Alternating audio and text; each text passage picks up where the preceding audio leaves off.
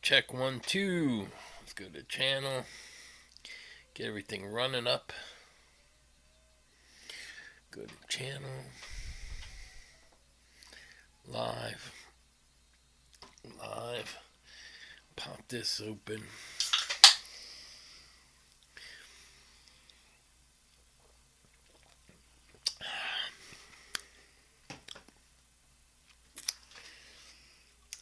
Check.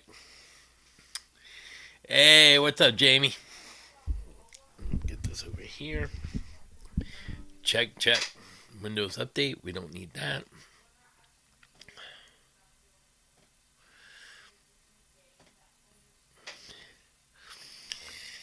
Oh, man.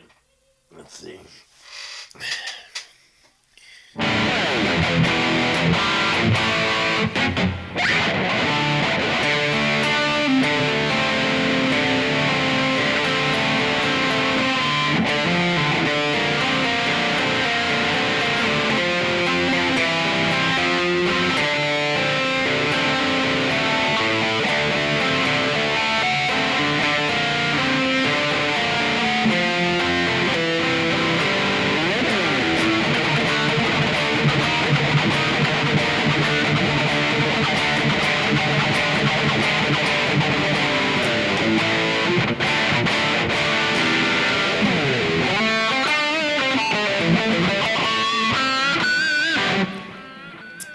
Finger's still bothering me. So what's up everybody? Sounds good. You know, it's funny that the live stream stuff, they make you get Restream or another third app party. I guess they're trying to get a kickback. They're finding their ways to do these subscriptions and kickbacks to everybody. But it's whatever you can do to make money nowadays. You know, crazy. Then yesterday I did the video. Today I don't feel so good. My sinuses are all jacked up. We got a lot of bad weather in my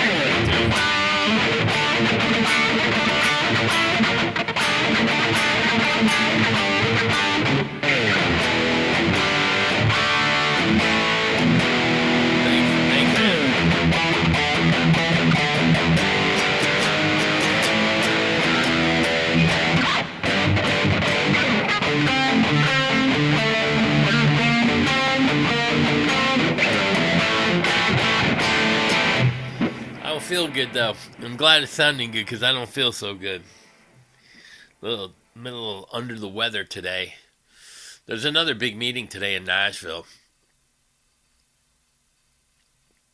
so we'll have to see what goes on. Who knows? Let me see how this sounds with you guys too. Let me see. Let's see. Is it gonna come on?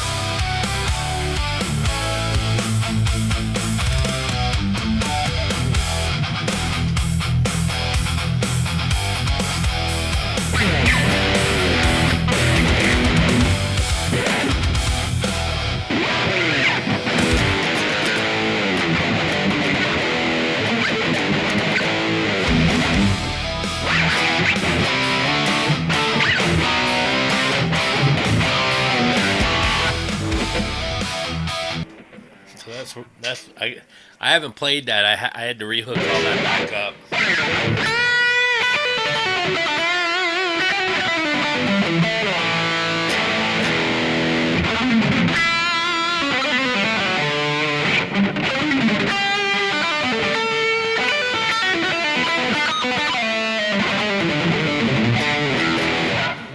Man, rusty buckets. I don't even know what time it is. What is it? 7:53. I guess I should try to warm up. I was about 10 minutes late.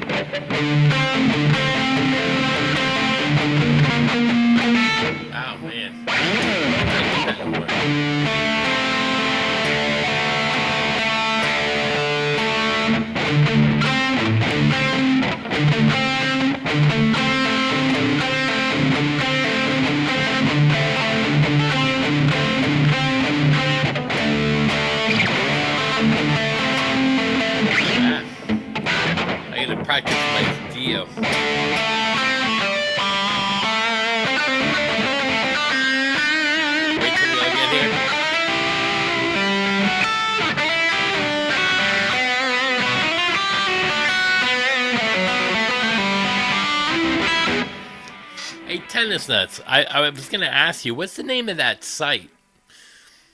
Because a lot of people post that site you got all that info from. That was a really cool site. I know you get off in a couple minutes, but yeah, that site where you had all that info from. The people, because it's interesting that there's like a 1% audience for the Rhett Scholes and Tim Pierces and the Philip McKnights, and all those comments that I saw, seeing through all the phoniness. That's crazy because you don't really see that on YouTube per se. But again, you know, it's like I'm one of the few in the industry that has a channel, like as a musician. I guess there are more and more coming on, but like Dayspits don't have a channel. Patrick don't have a channel.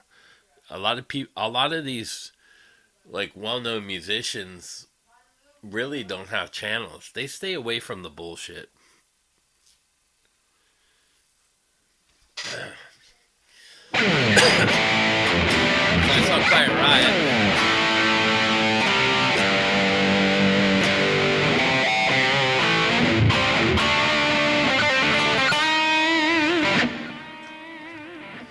That was interesting. It was an okay show.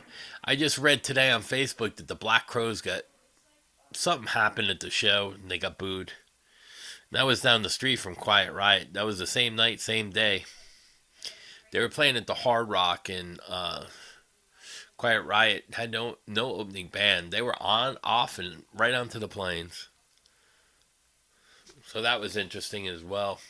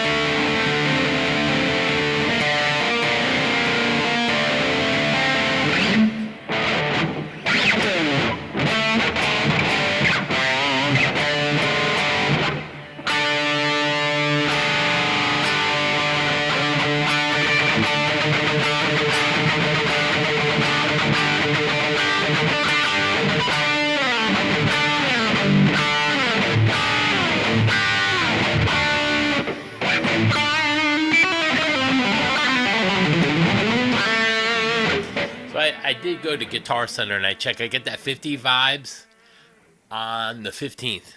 It'll be here. Brighton Rock? I don't know. That's crazy. I was talking to Robert Sarza, Rudy's brother. So I sent Robert some pictures that I took of Rudy, some really cool shots, because I was pretty close. And those I sent out. Do I have my pad in here? Somewhere. But, let me see if that's on there.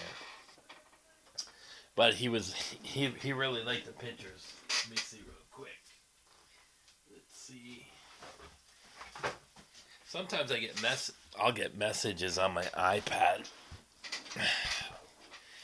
But you can see the conversations and stuff. Let's see. Don't allow. Let's see messages. JC, Karen, pictures, Jesse. What the heck? Oh, I might have taken it off.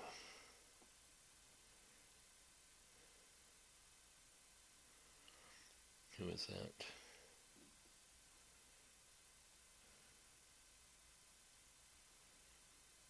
Oh, this is Joe Wentz. Oh, this is Robert. Don't have his pitch. Is this Robert? No. Oh, this is Steven. I took a picture of. I had a picture of, like, the old days. Let me show you the Cabs picture. Let me see.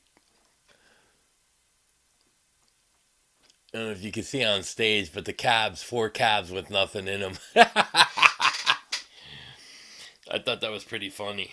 Oh, I did send it to Steven, though. So I sent these pictures. You can see Robert's name. Let me make sure it's.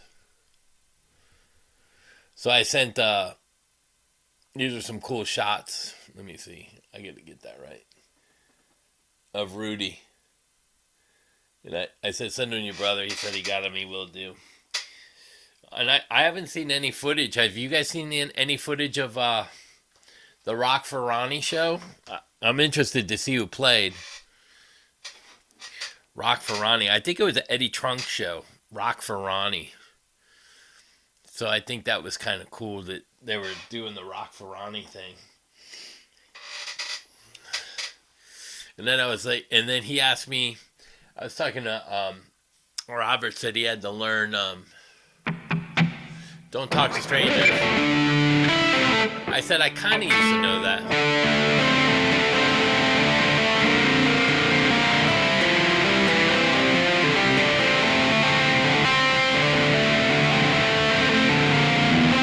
Whoops. Except when you fat finger it.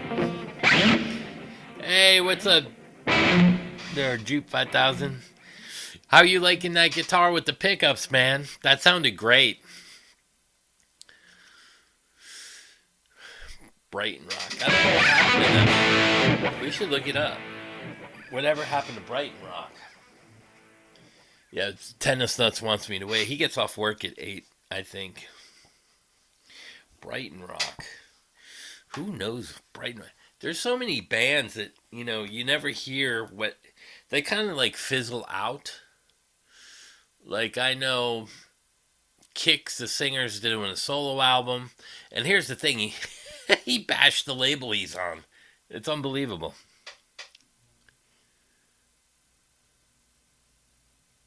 Oh, yeah, in Tampa? Man, that would have been a great show. Yeah, I don't know who showed up at that. I should see. Let's see. Rock for Ronnie. Who played? Rock for Ronnie James. Dio. Artist.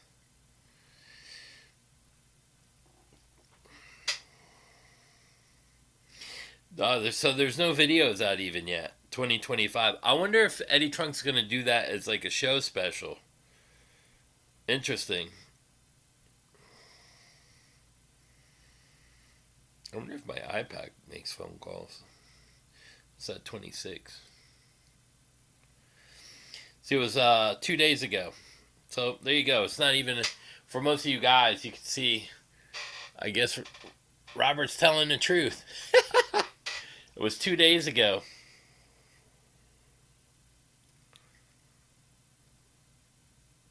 Let's see who's playing. Oh, you can buy tickets. Alita Ford was there. Dio's Disciples.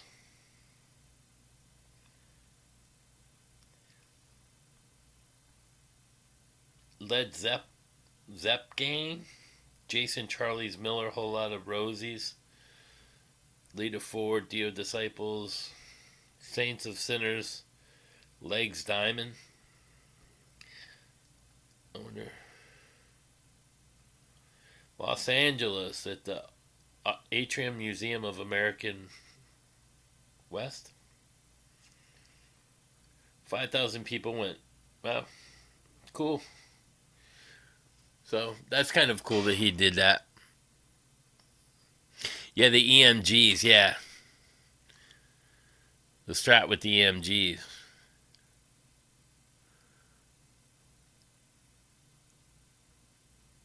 Let's see, 805.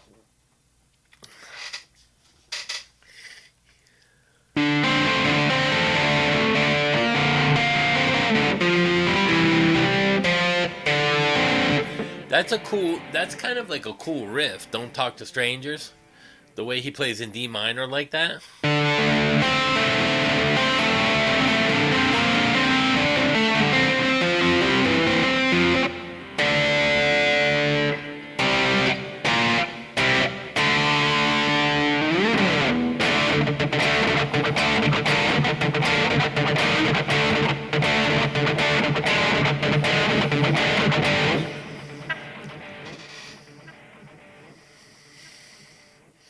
Oh, you bought that Rocky Hill Flea Market? Oh, for $200? The pickups are worth more than that, bro. That's a cool guitar.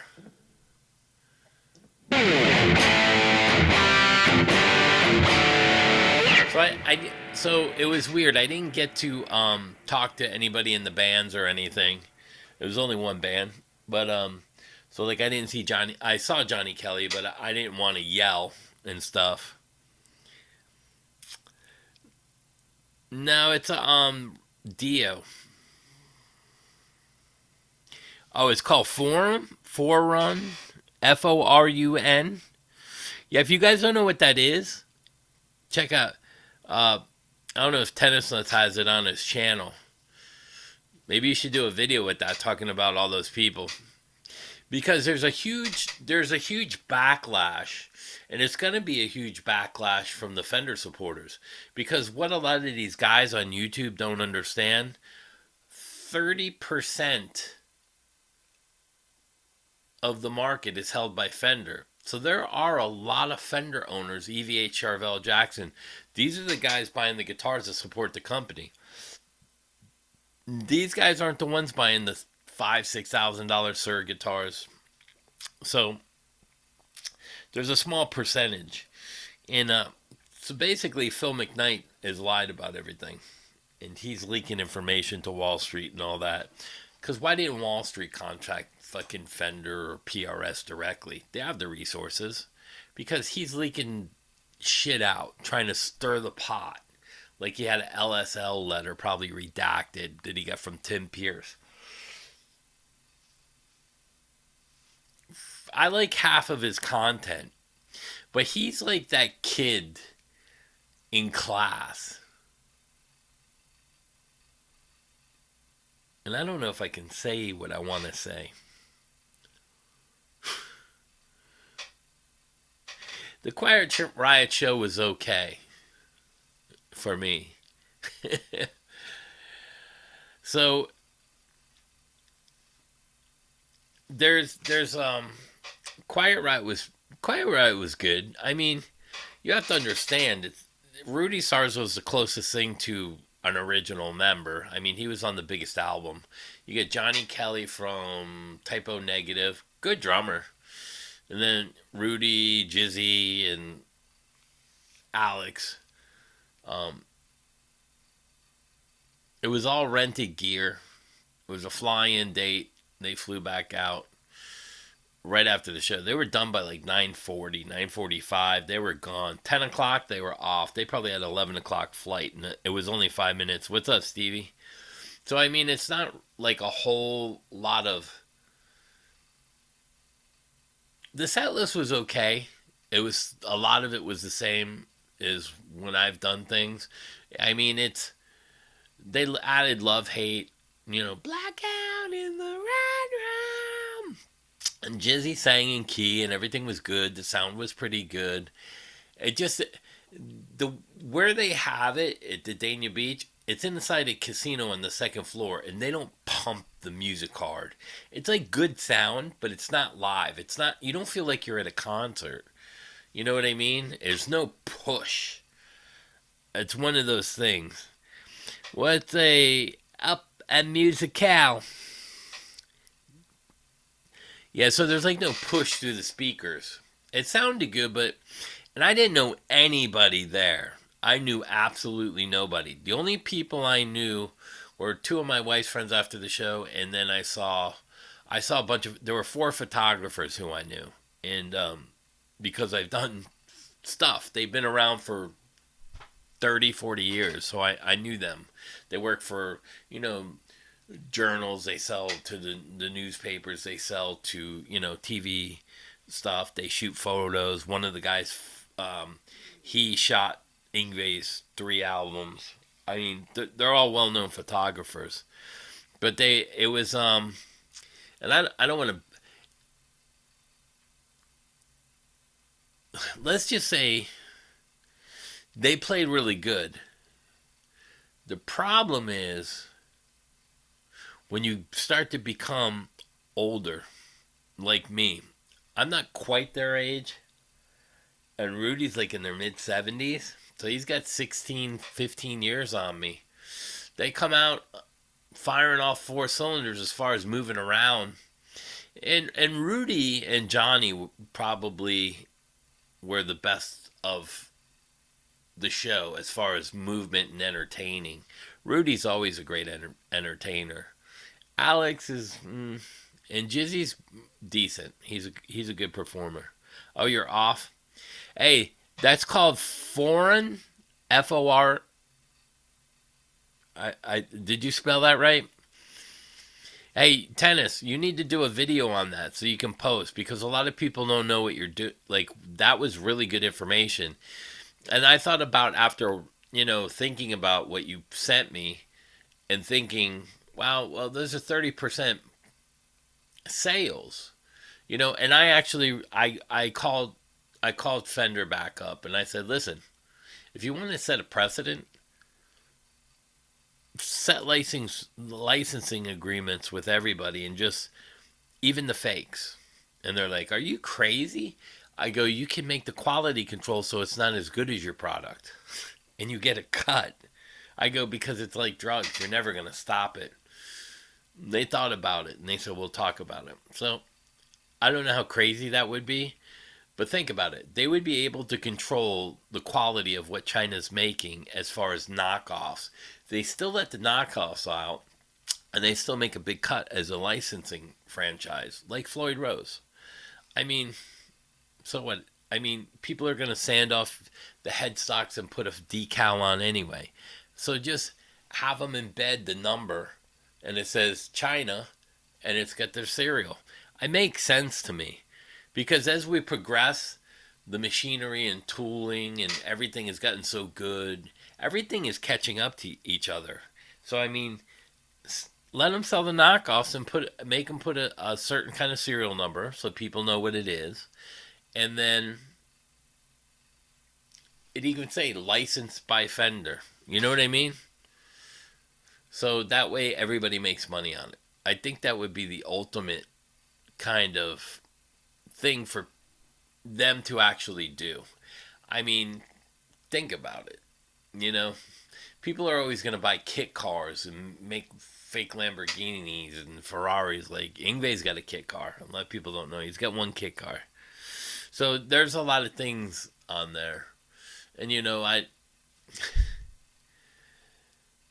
in the one thing that happened with the photographer, and I kind of told it the other day, Ingve owes him a guitar for shooting the 3 album covers.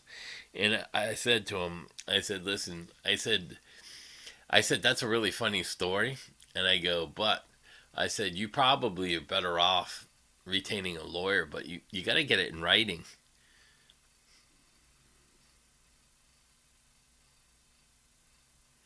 Yeah, that's why I'm saying, if they did a licensing thing with China, they can embed the serial number. Like my Kramer here. Check this out. It's got a Chinese sticker on there. But like, if you could see up here, let me put it in. This number on the Kramer, I'm going the wrong way. That's engraved and that's embedded, burned into the wood. So they could put China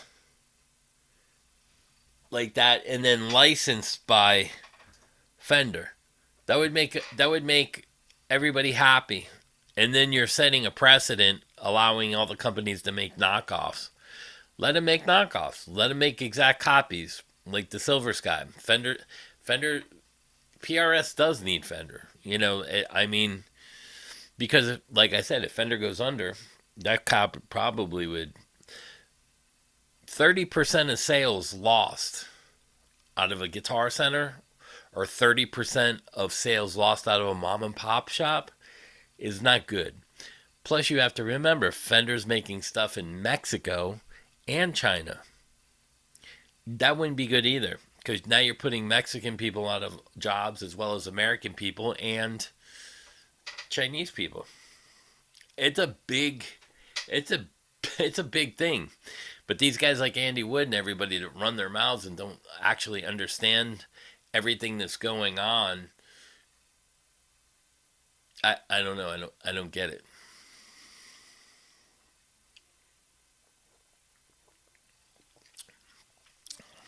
Oh, Quiet Riot. I didn't do any shorts for him.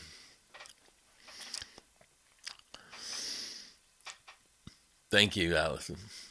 Yeah, so I'm a little under the weather. I was talking to Steven earlier. My phone died and I took a nap, but the weather came in. Now my nose is runny. I started feeling a little run down. Oh, I think you were talking to Steven about the shorts.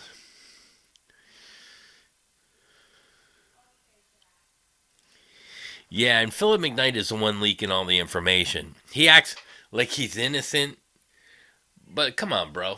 Fender ain't talking to you. You showed a cease and desist letter. Where did you get that from? There's only one person that you know that's close to you, and that's Tim Pierce. Who's going to give you a letter in the United States?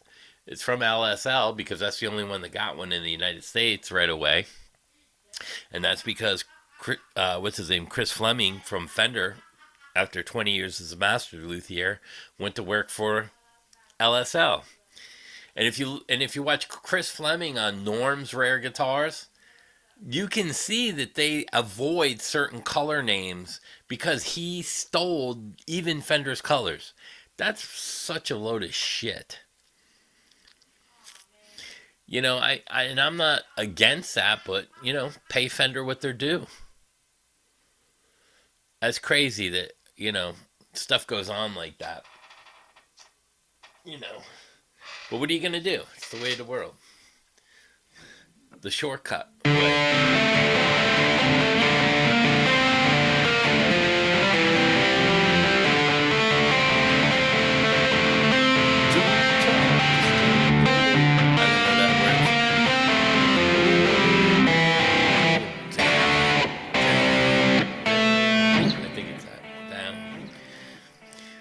So that's about that stuff in a nutshell. Now the concert was pretty good. I mean, it's the Quiet Riot stuff, but I didn't get to see anybody. I didn't talk to anybody. I waited for them. The security brought me to the side because they knew who I was from other shows, and I was standing on the side. They never came out. I told them, "Don't worry about it, man. I'm just gonna go." And when I was leaving, I saw three people go backstage. It was like a family and a kid, and the kid was in his 20s. He went in the back, and I was talking to him earlier, and then they went in the back. I was like, huh? I was like, who are these people? And then,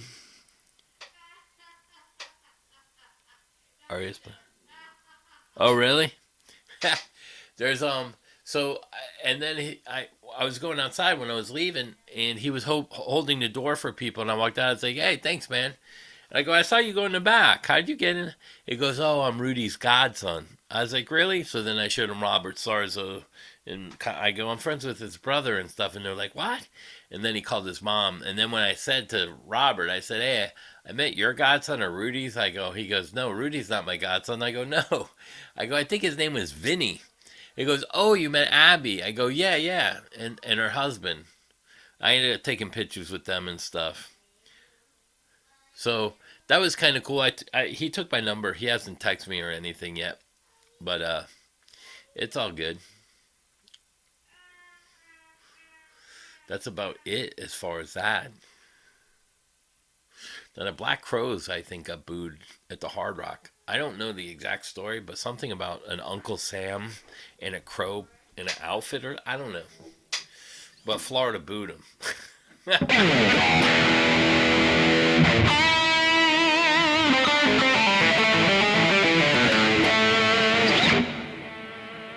So how many of you guys saw the lick lesson from the live stream? I did a lesson on that. You guys tried any of those ideas? So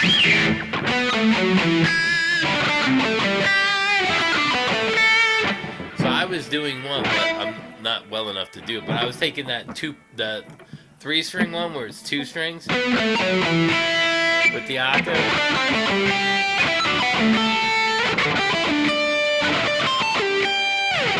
Because it's the same exact pattern I was doing. I was skipping it around. So it was kind of cool. It's a cool lick, but they're just ideas for you guys. So I hope that helps you guys out as well. We don't talk to strangers.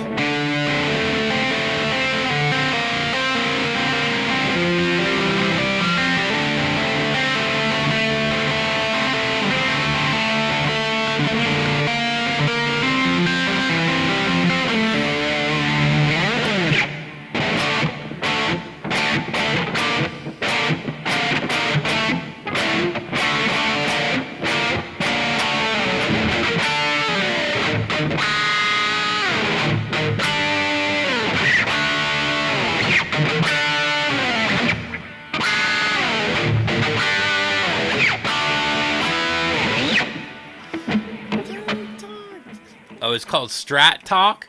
It's a forum called Strat Talk. So everybody check that out. They're going after all those guys. The Rhett Scholes, Tim Pierce's, and Philip McKnight. Everybody knows. No dominant seventh. So you had to ignore it.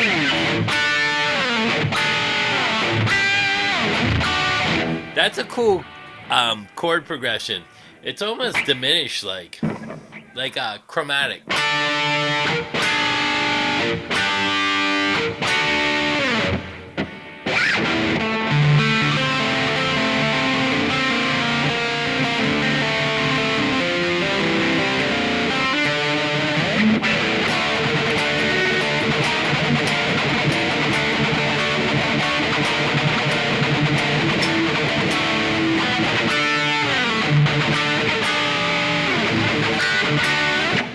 Almost sounds George Lynch's. I didn't realize "Don't Talk to Strangers" by Dio was kind of that cool. The solo is a little weak to me though, but it kind of reminds me of Jakey Lee Bark at the Moon. I don't remember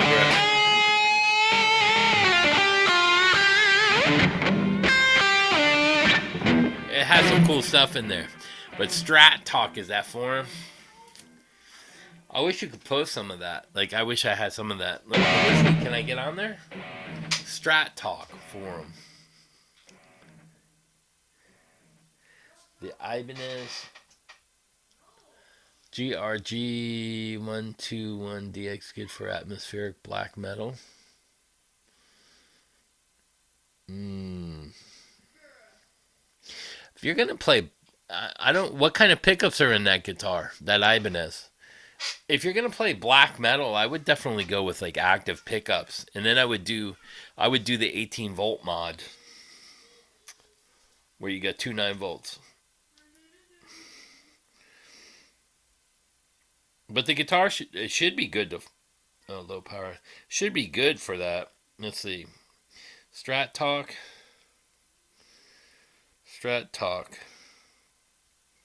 forum. Fender Stratocaster guitar forum. So it's a Fender.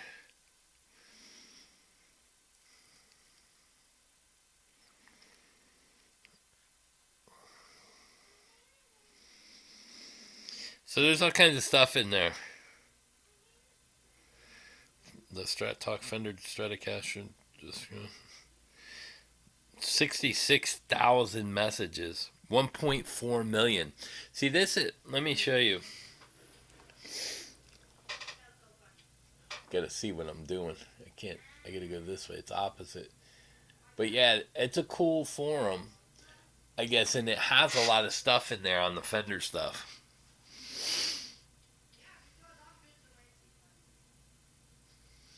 Oh, it has the 3 bolt triangle. That's what's on the Jackson. It's got the 3 bolt. Whoops, had a 3 bolt until I snapped the neck. I kind of like the 3 bolt, and I've seen some where the neck slides in on a plate. Some of that stuff is really cool. The big block. Did I lose my form? What did I do? Oh wow. But there's a lot of Strat Fender people. When you get 1.6 million people on a thread, it's a lot of people, man. That's why I think the backlash is going to be great for people like Philip McKnight. And that's why I think a lot of people started turning. Because they started to realize, hey, that might not be a good thing to talk shit till we see what happens. Yeah, no dominant seventh. Strat talk, lost my spot. Oh, and the big block, big block, big headstock. The big. I like my Jackson has a pretty. Oh no, it's not. It's normal size. I know what you're talking about, like the 70 Strat. Woo! Man, I feel like crap. I haven't even played for a couple days. I haven't. Did I play Saturday? Yeah, I did the video.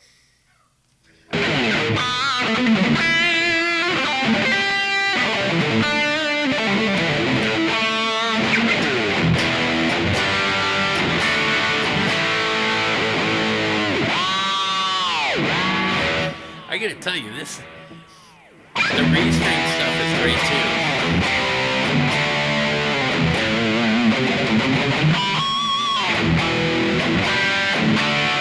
I'm very used to it now, so I get all three set up quick.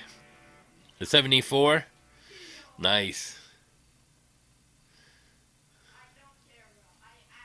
How many American Pro 2 struts? I don't know, man.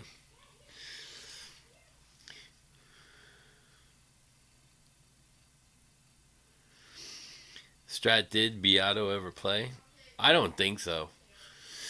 Rick Beato's not a Strat guy. He's more like of Ibanez jazz guitar to me. He plays well. I don't think he teaches well, but he does play well. But I see him playing like a Tommy Tedesco guitar.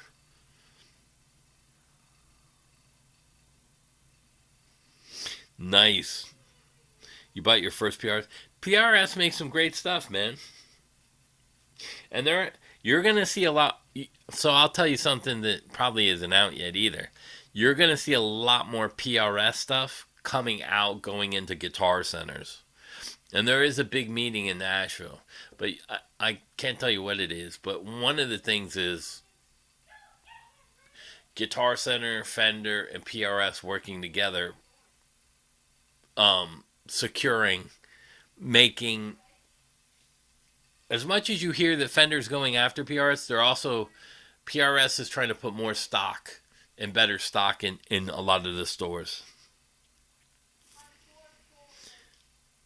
Yeah, and PRS makes really good stuff. I mean, I got no problem with PRS. Better late than never. Mark, who do you think you are? Axl Rose? 2 hours late to the show? No, I don't even know. I saw Soundgarden with Guns N' Roses. Where was that? It was New Year's night. Might have been in Miami. This was years ago. I actually fell asleep during Guns N' Roses. Soundgarden was phenomenal.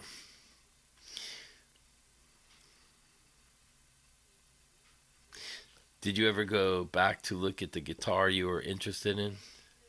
Which one? The 50s? I bought this one over here. And I got another one coming. It's a 50s vibe.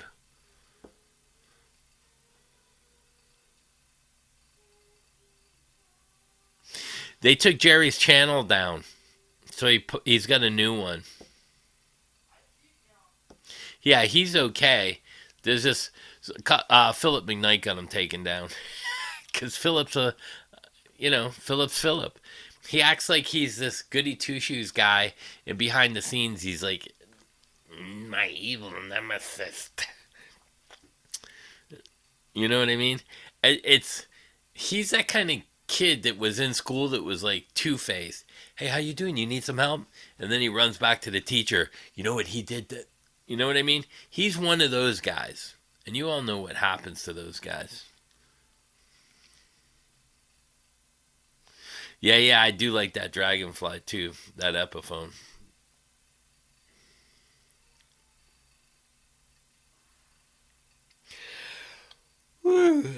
I bought. I don't even know. I keep buying stuff. I forget how many. I bought the two Fenders. I bought the Ibanez. I traded Joe this. Did I buy anything else? The 50s vibe is coming. Oh, I bought that. I gotta stop.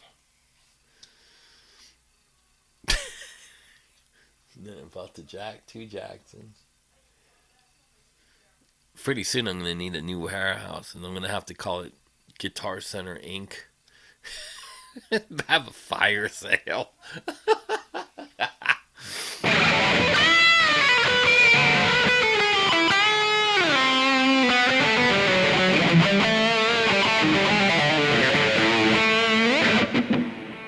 So you could sneak that John and Bossimo thing. Yeah, you were the first Thursday, man. Yeah, yeah, yeah. I'll give you credit for that. You were first. I was kind of shocked you were first. I was like, holy shit, what are you doing?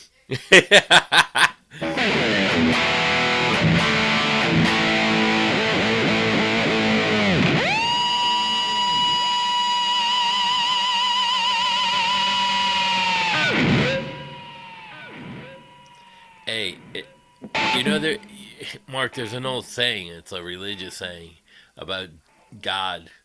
What is it? A dollar late, a day short, a dollar late, but always on time. Something like that. It's kind of how I feel about my royalty checks. A day late, a dollar short, but always on time.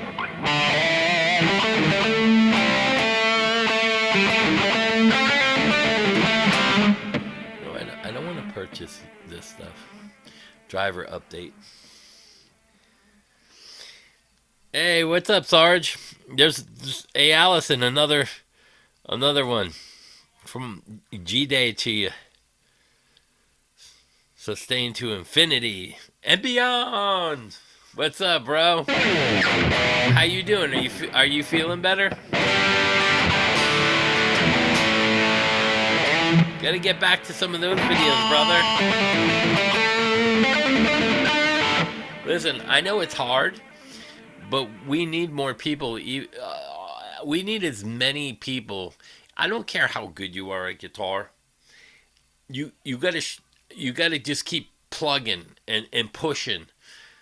You know what I mean? Because that's what people are gonna see. The majority of people playing.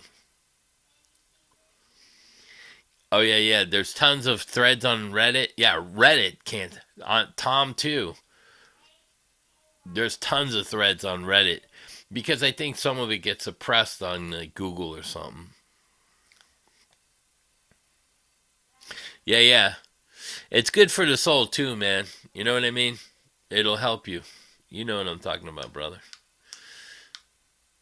It helped me. I mean, I was a time where I was having anxiety, and I saw my friend die, and I couldn't deal with it, and I was having panic attacks. I went back playing guitar after I swore I'd never play again. And then I swore I'd never write again, and I started doing that.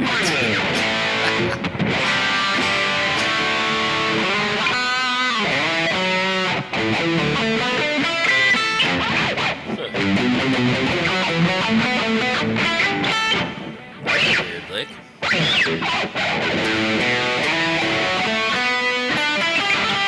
So here's an alternative to this pentatonics thing that we all do.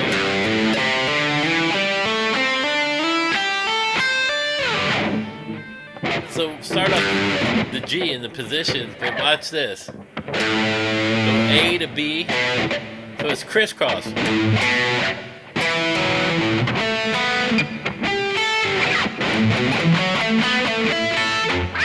Man, that's weird. That's kind of cool sounding though. Ah.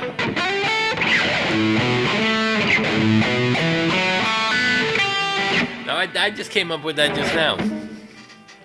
Yeah, I know, man. I pray for you every day, brother. I pray all the time for everybody. Like everybody that comes on here, I pray. I say a prayer every night for everybody. It's not working. The mojo ain't coming. No, I'm just kidding. No, I pray for everybody, man. It's a good thing. There's even if it doesn't help sometimes. Out of 100 people, maybe something good happens to one. You know what I mean? You just gotta keep plugging, keep having faith, do what you can do. Now it sounds better if you slide it. Ooh, that's kind of cool too. What if you play the six of it?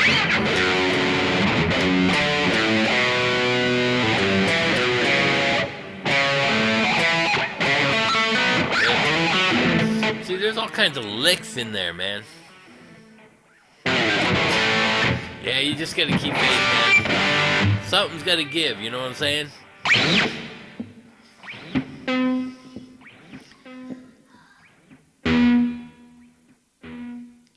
Let's see, YouTube. Oh, you started playing? Yeah, I mean, YouTube is hard, man. It really is. And I mean, I let a huge channel go. You know what I mean? But it was just fun at the time. And I'm not after the money, so I just do it for fun. And I try to educate people, giving out licks or whatever. Not even just licks, but ideas to be different and to be your own self. And then on top of that, the whole to encourage people to play as much as they can. Because it helped me out through a rough time, too. You remember that YouTube's heavily botted when it comes to views. Oh, yeah. It's botted a lot, man. Yeah.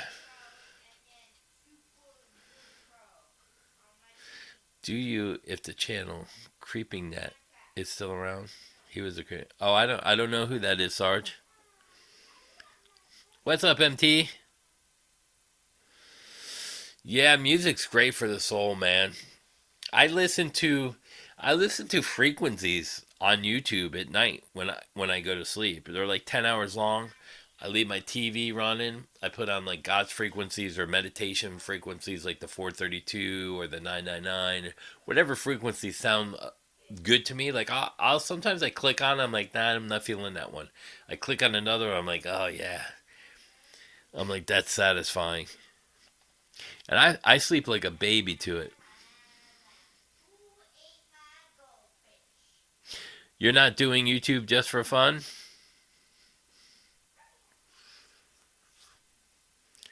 Scott from South. Do you think Fender sales are going? No, they're not actually. They went up. The regular Fender standard Strat made in Indonesia is $679. I don't know, man. Some of those guitars, a lot of guys that aren't shilling those guitars that are getting them, that aren't shills. They're like, dude, I had to change this, that, and this is wrong. The problem with getting Amazon guitars is you're gonna have to have them set up like a Fender guitar. But I mean, at least you can go into a guitar center or a mom and pop shops and play one. I'm not opposed to $200 guitars. But here's the thing, like I said, Scott, if Fender makes a deal with these companies and license them, they can actually control the quality of these things to be decent. And they get a cut.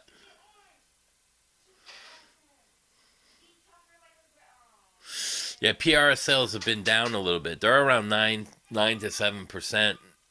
But PRS is about to rev up. They're trying to get more product in their stores and mom and pops and guitar centers.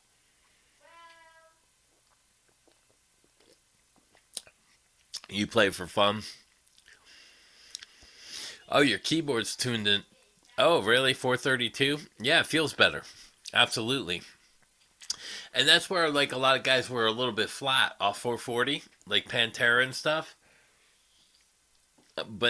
Who knows? I mean, they wrote Killer Wrist and they had a great sound.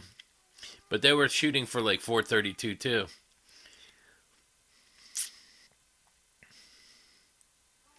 Yeah, well, I think the higher end PRS sales might be down, but their lower end guitars are up. But everyone's sales are actually, you know what? I shouldn't say that because Guitar Center over here was around 4 million a year. They're up to 9. So in 10 years, they've almost tripled their income. What's up, Amir?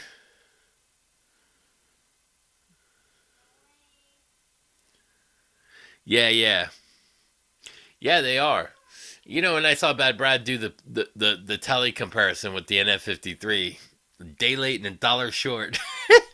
But again, all these fucking guys that are boycotting Fender, like the Cordas and the Greg Koch, they all should just shut the fuck up and not even put Fender in their title. But they're using Fender to still make money.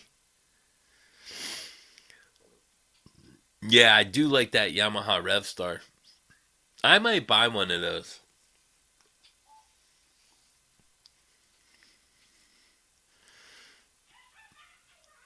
Yeah, that's the thing. You'll never know what you're gonna find at a Guitar Center used rack. I found that $300. We should play it some more. Let's grab the telly. Let's see how it sounds compared to the Charvel. I know it sounds different. $300. And then I got the other one coming. The 15th, Monday or Tuesday, not this week, the following week.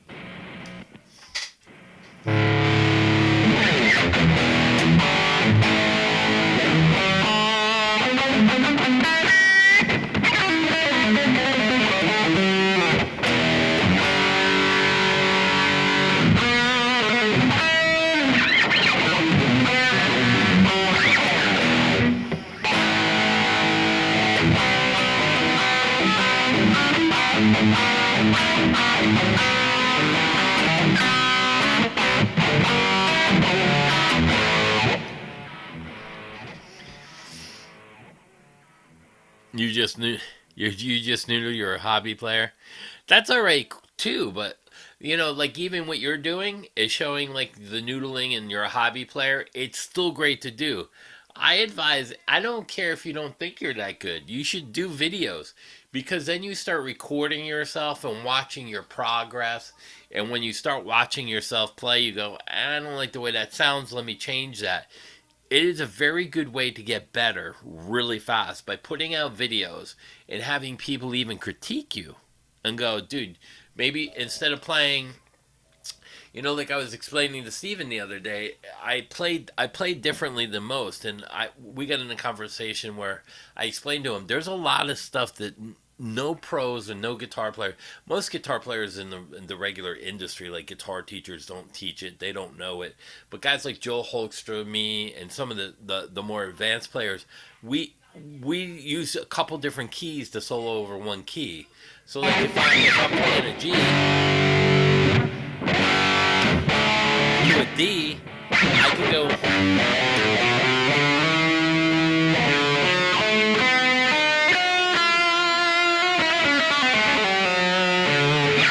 because I knew I can use D major because there's a D and a D,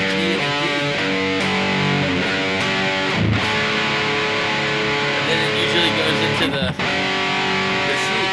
So there's the C major. So then instead of me switching these notes here, that's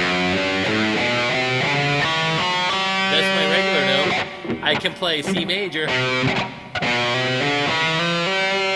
And then it's the same run.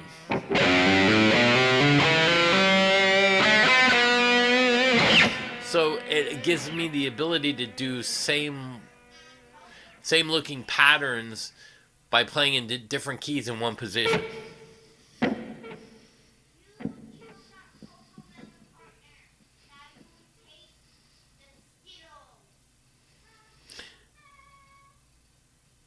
Yeah, I've seen the EVH under Fender quality control. Yeah, yeah.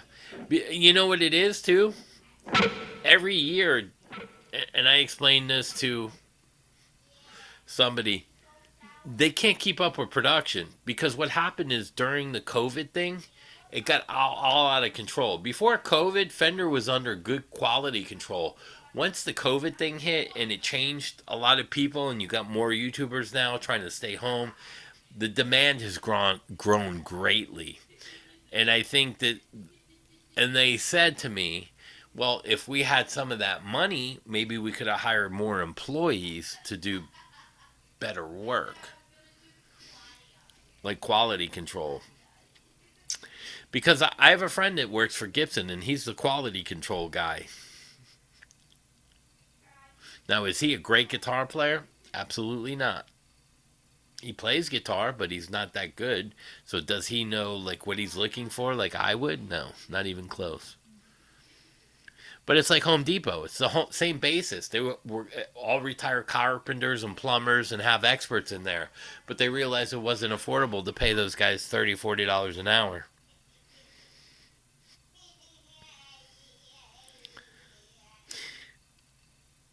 I don't like Les Paul customs, to be honest with you, Tony. That's most of my guitars are studios. Studios are standards. I don't like customs.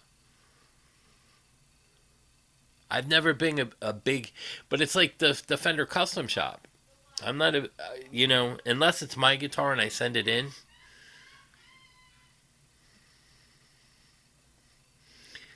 A lot of new names watching, yeah.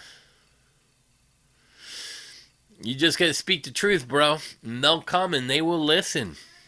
They will listen to the truth. Like I said, if Fender did licensing deals like Floyd Rose where it could be on every guitar, well, why not do that with the Chinese companies and eliminate that shit? Then you're in control of it. How often do I tune my guitars that I pull off the wall? Never. I only tune them when I hit if I hit a G and it sounds good.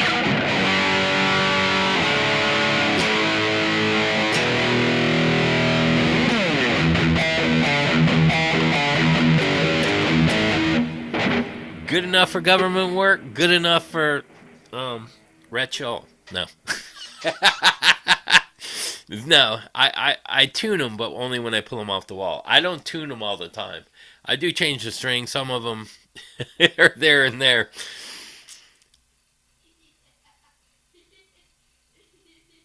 Yeah, I paid $350. It came with the case. It came with all these upgrades. Man,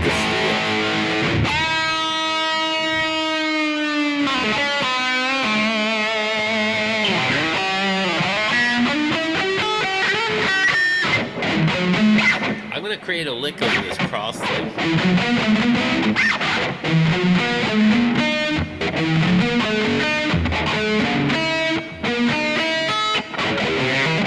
Ooh, maybe I could fit the arpeggio in there too.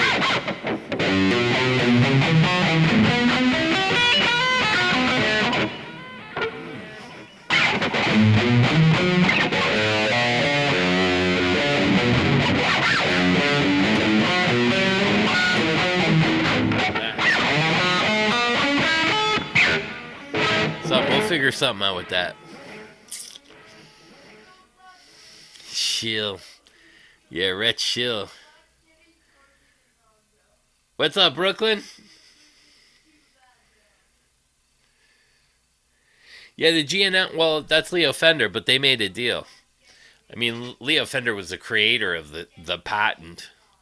So, even when he sold Fender, I mean, the patent expired, but Leo Fender was the creator. So, you know what I mean?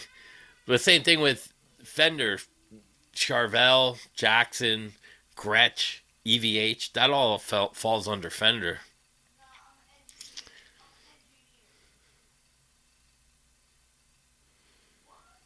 Yeah. Yeah, man. Sometimes you play and you're like, oh, I missed one. Recorded myself doing the "I'm the One." Can't believe how horrid it sounded. Dude, that's a tough song, bro. Especially with the riff in there.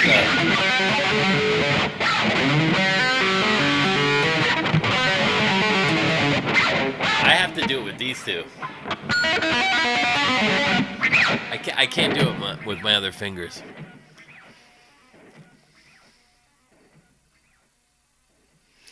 Yeah, well, that's the thing. He's like a kind of like a plant. Beato's kind of like a plant. He's got the super high video count, so everybody watches him because they think, well, he must know what he's talking about. He's got Eric's license on there, and this guy and that guy.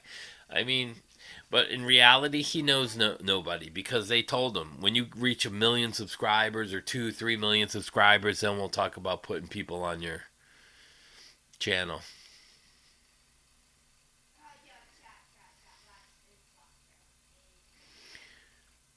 If if you build it, they will come. Yes.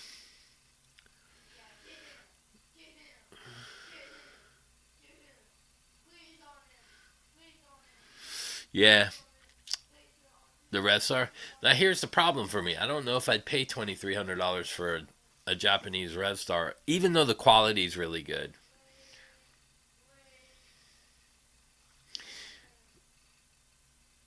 Oh, it's not even the Japanese version. Yeah, I'm finding it harder to buy expensive guitars unless it has a price retaining value. Like that Les Paul, it's an R16, it's an R9 Burst Brothers. What did I say? R16. What the fuck am I talking about? It's a R9 Burst Brothers. I paid 16K for it. That guitar is only going to go up in value. This guitar will maintain its value because of the name. Fender and Gibson are going to retain their value. PRS can retain its value too. Yamaha's gone more, it seems like, into the mixing boards and the speakers and the sound gear. They had that TH little amp and stuff, which is really good. The head version of that, the big 100-watt head, didn't really take off. Because Yamaha's not really known for that kind of stuff. But, which is weird to me because heads and cabs you would think would go fall under the PA and audio equipment. You know what I mean?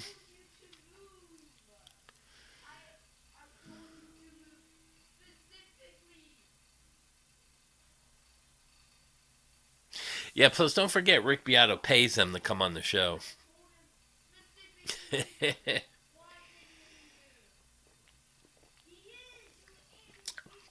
Don't think Alex License flying in on his dime.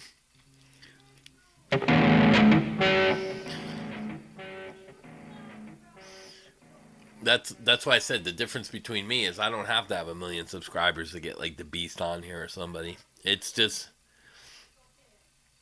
if you're in the business, you should be able to call one of your friends like me. He's a bandmate. I'll call him up and he gets on here. I'm trying to get Patrick on here.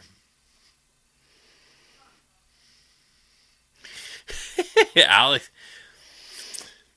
Yeah. Well, I mean, Alex. Well, here's the thing. This is kind of how the business side of it works. Alex uses Beato because it's social media and it's popular, and then Beato uses him for clicks. It's like you scratch my back, I'll scratch yours. But I guarantee Beato's paying him because I'm not flying in anywhere. Even for me, I'm not flying in to do interviews for anybody unless I get paid because unless it's a friend, only because you're taking away from my family life. So if I take the money and give it to my kid or something, that's different. Yeah, the Fender Blackouts are awesome. Yeah, yeah. Yeah, yeah. Yeah, that's what I mean. 6 grand for a Yamaha guitar. I'm not paying that.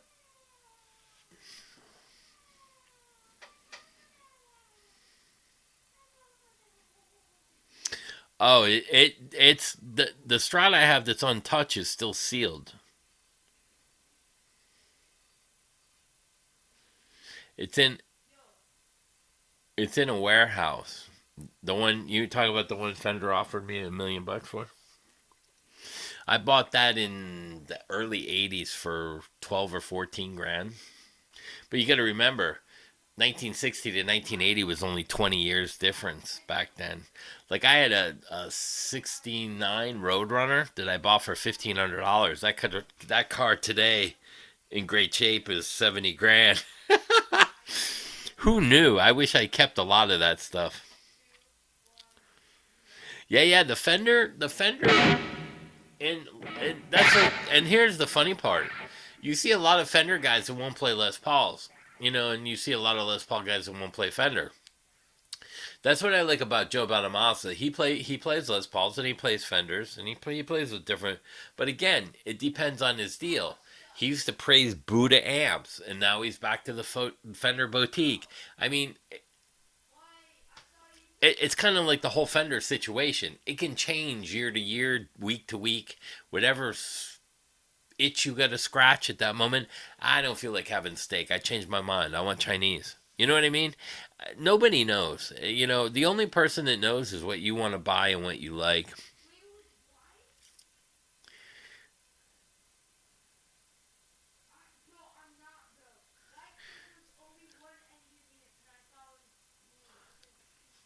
Yeah, and I don't blame Alex for charging. I mean, he should. He's Alex Lifeson's a legend. Well, Beato had Rhett Scholl at first because Rhett Scholl was an intern. And you got to ask yourself, why was Rhett Scholl an intern for a 40-year-old man at the time out of 200 people? Rhett Scholl was an intern at Beato's studio in Atlanta. You got to start asking yourself, what was the connection there? How did Rhett know Rick Beato, and how did Beato know to pull Rhett Scholl in? You know what I mean? I could see the local area, and it was a studio. But at the same time, Beato probably who knew Rhett Scholl was. I'm sure they had a conversation.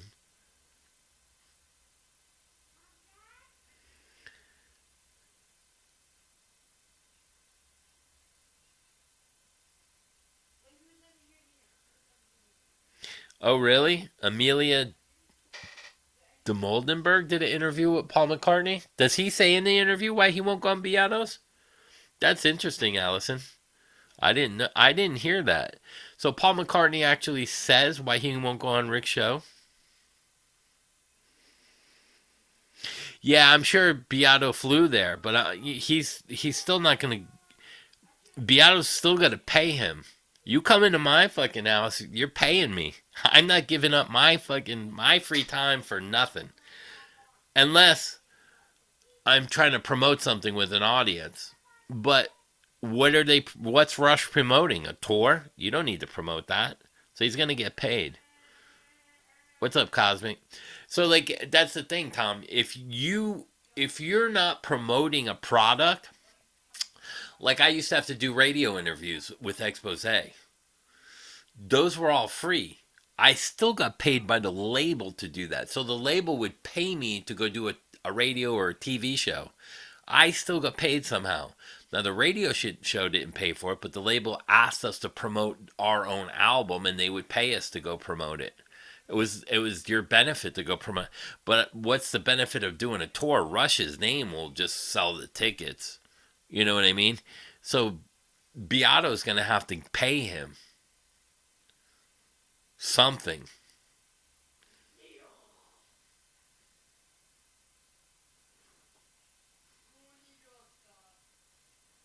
Elixir?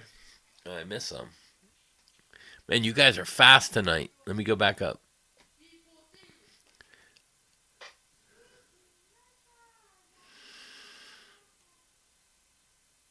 That old stuff has cool history. Yeah, yeah.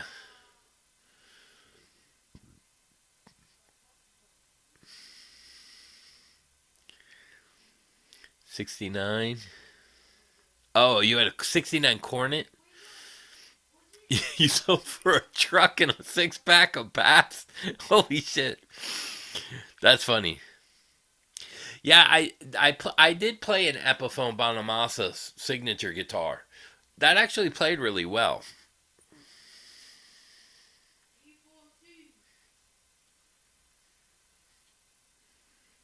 I think I'm caught up now. Sorry, I missed a couple. Let's see. Hey, what's up, Mr. Knight? You try not to think too hard over it.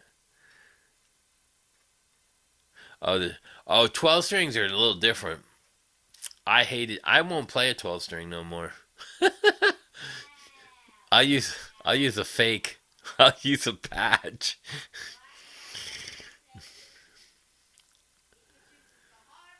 You can buy an Andy model guitars used all day for $2,000. Would you still rather have a new American Professional Ultra for 2,000? Absolutely. Listen, I played Andy's Sir guitar. I don't think it was that good.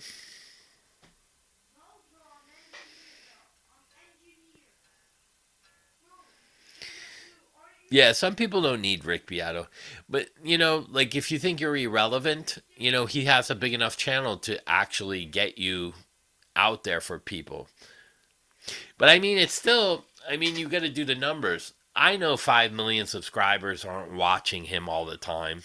His videos are hitting 1 million views. Maybe sometimes a little more, sometimes a little less, but his average is 1 million views.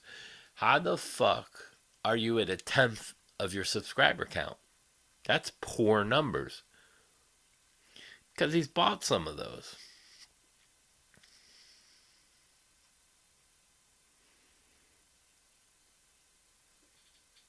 11 likes. Oh, come on, 40 people watching, only 11 likes. Yeah, shoot me a like, man. I don't get enough likes anymore.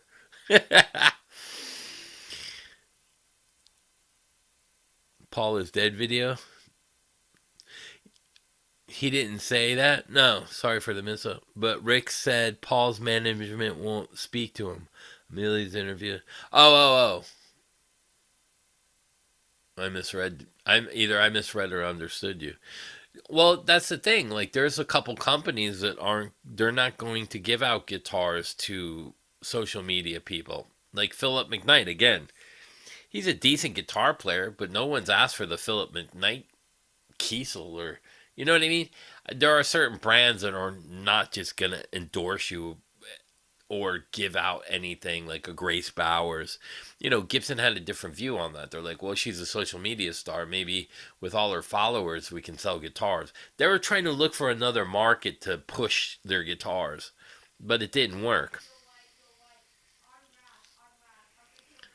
Oh, he did a Paul is Dead video. Yeah, maybe that was why.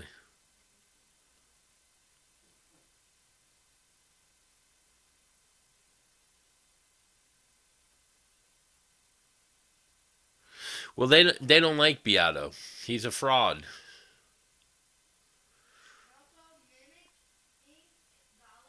Rick's not.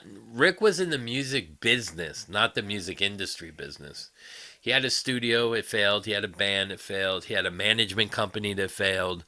He had a record label that failed. He was not able to do a lot of stuff, and then he snaked his way in on the Jason Todd thing, saying that he produced a Shinedown record and wrote. Those songs were already written, and Atlantic is already doing. You're not going to go into a studio to write; it's too expensive. So the writing and the songs for Shinedown was already done. That was already done. Rick went in to help Jason with his parts and make suggestions.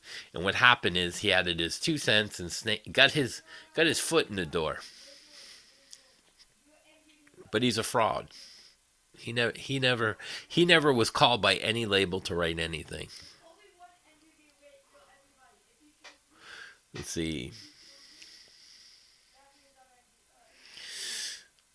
Nah, Fender ain't shit, bro. I can walk into any Guitar Center and pick up an $1,800 Fender and it plays well.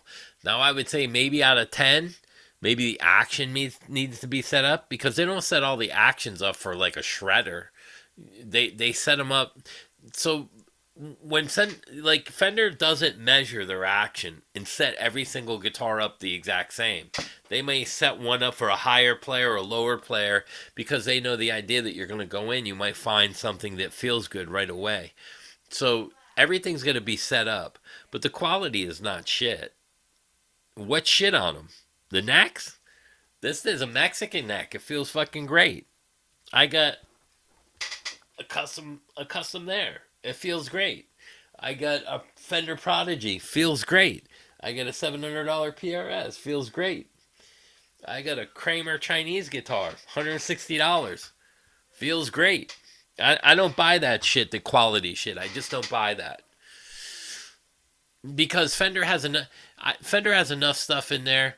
And Philip McKnight's even said, I ordered a Sir guitar and then I had to send it back. I couldn't keep it. Something was broke on it. Even Philip McKnight says you that the Sir guitars weren't what they are.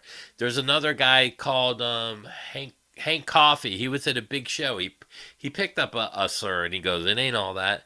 Listen, I played Sir guitars. They're not for 5K. I'll take an $1,800 Fender and change the pickups and pots myself, and I can set up the guitar. So I still save. If I put $2,300 into an $1,800 guitar, so that's two, and then I put $500 into it, I'm still at what? $2,300. No. Yeah, they don't build them like. It's not that they don't build them like they used to. It's because there's a lot more people on this planet. And then when the COVID hit, they were mass produced. Guitar shops were out of guitars and keyboards. They never recovered from that, so they pushed a shitload of those guitars out. So when you're looking back at COVID and all that, that's what affected all that. But everybody goes through. Jacksons are made fucking great now. That's Fender. Charvel, they're made great. Now there was a point in time where Charvel and Jackson went down the tubes. They bought the companies and revived them back into a better brand. This is better. This Jackson is better than a 1980s Ford Jackson. The machining is better. The specs are better. The fretting is better. Everything is better than the old stuff. I got a 59 Les Paul. It sucks. The frets suck on it. They're almost pure nickel. They dent. If you go like this, like you're denting a fret, and you're never gonna get vintage sound because you got to buy nickel plated strings that aren't coated. You got to have everything the way it was done back then, even for an old guitar to sound the way it did in that point in time. You're never going to go back to 1980 and get a guitar to sound like it did 1980. The power was different. The grids were different. The voltage coming in the houses. Everything is different year to year because of the amount of population.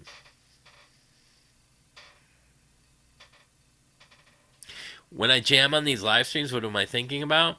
Chords, mode, riffs? That's a great question. You fucking stumped me. I ain't thinking about nothing.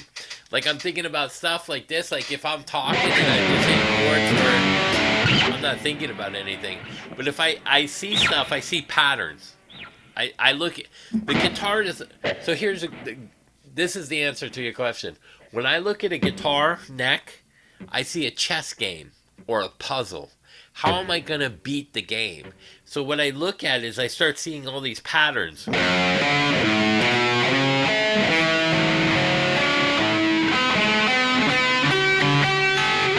How do I create a different puzzle with the same notes or a different story with the same notes time after time after time?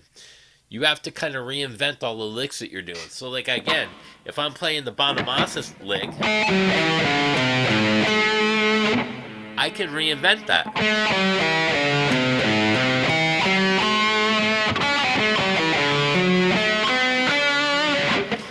I can make it my own.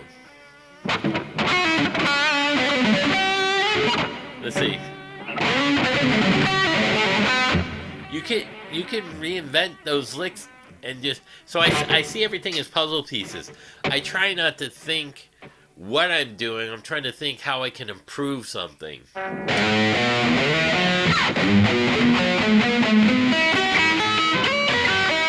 How can I get around the neck? Well, how can I do that in a different manner? I could do a triad. I can do sixes. So it's the same motion from position to position, but how many different patterns, and are all the patterns taken? This is where a lot of people think that everything on guitar has been done. Maybe chording, but not picking patterns and picking patterns on chords. So like if you're If you're doing something like a G, you have an option. So how do you start?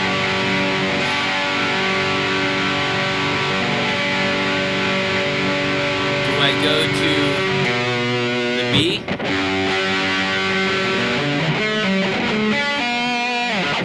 and then land on the B?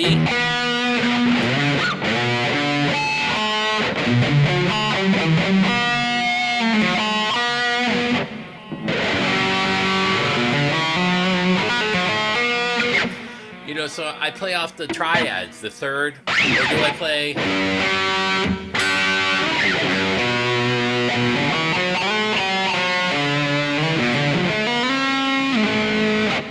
Or then go into the B. So I'm thinking like when I'm playing with music, it's different than when I play with just frets when I'm noodling. Yeah, I haven't seen the Fender one. Tennis Nuts sent that. You just smashed the leg. Yeah, I forget to do that too sometimes. Oh man, Scott, I didn't. You redacted your comment. Let me. See. You should have left it, or was it misspelled? Please put it back on.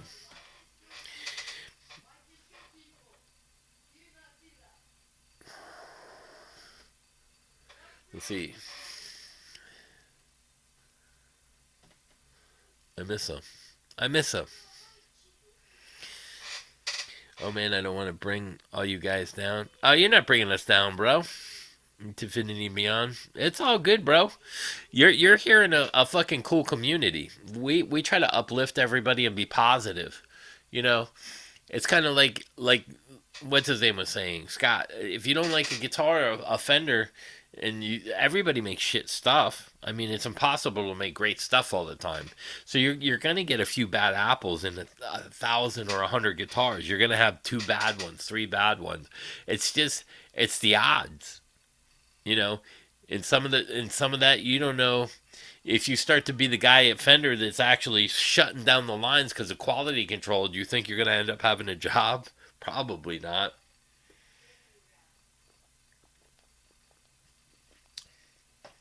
And it's hard.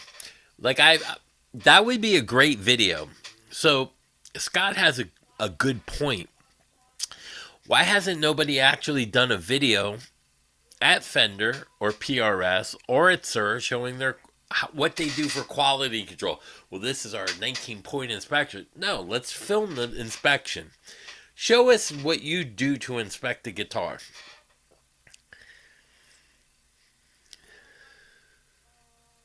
Yeah, that's the thing. You can't set up a guitar to everyone's physical. It's going to be set up.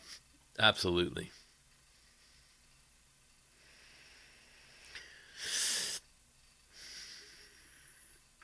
Yeah, yeah, I remember that one with the mid boost and the ultra bells with the little toggle. Yeah, man, just hanging with good people. You know, everybody wants to. It's kind of like cars. You got you got a better chance of finding a lemon car as opposed to a lemon guitar because the lemon car would have to be fixed. A lemon guitar would go back into the refurbished department and be sold through another site.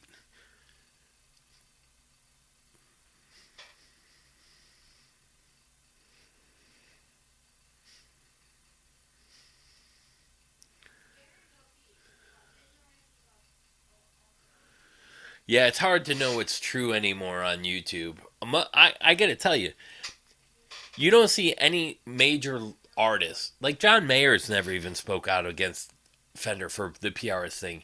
You're never gonna hear him. It's not gonna happen. Maybe later on, after they work it out, because they're smart enough through their management teams to wait until the storm is hit. Now you got to wait for the storm to be over and assess the damage that way. These people that are assessing, oh, it's a bad PR move and this and that, that's bullshit. You don't know that. You're forecasting without any data. And these are the fake people using Fender in their titles to get clicks so that they can do their YouTube job. You're 100% right.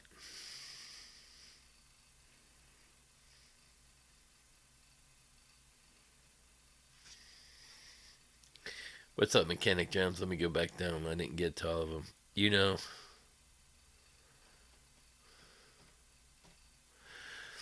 let me see what that says. I only know like a couple patterns. Yeah, yeah. Well, like even if you're a basic player, let's say you're a basic player and you take that pentatonic scale. So most people are gonna just play it.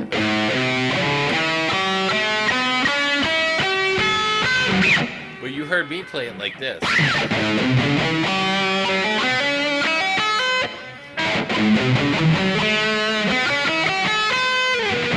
Because I'm used to playing it with some kind of musicality where I have a stop or a little bit or a slide. Because I've made that a habit. So Mechanic Engine's right. So I could take that pattern and I could do a 6, second string to the high on the E. And then the third string to the second.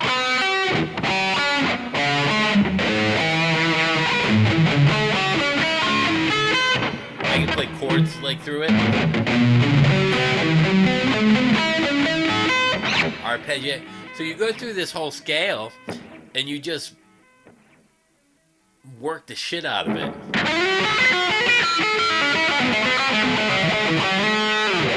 And you just keep killing that scale until you get everything out of it. That's what I like about Dweezil Zappa a lot.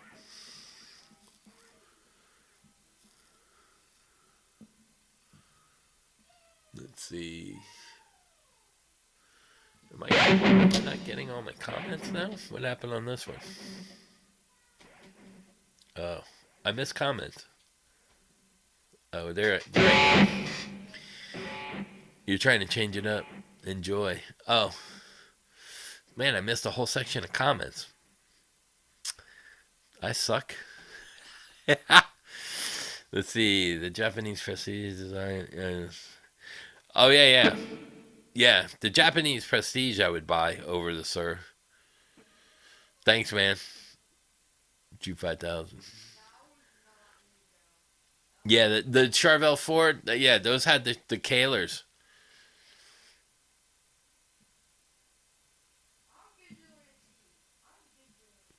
Well, that's the thing. Mechanic Gems, you have a great point there. So let me explain the difference between a big band and a cover band. The Rolling Stones has played I Can't Get No Satisfaction for the last fucking 50 years. They rehearse 10 to 8 weeks out before a tour, 5 to 6 days a week, 8 hours a day. They play that song in a week probably 100 to 200 times in the set list. They play it so much, they hate it. And there's a good reason why. Because when people come and they pay $500 a seat, they're going to make sure there are no mistakes. So that's a great point, Mechanic Jams. You're on the right path to being a professional. You got to play stuff until there's... So, like, if I go out, when I'm playing live in front of people, I'm not thinking of creating a pattern live, like here. I'm not gonna go, oh man, hold on audience, let me try this again. No, I just play. So, if I'm like, instead of me going,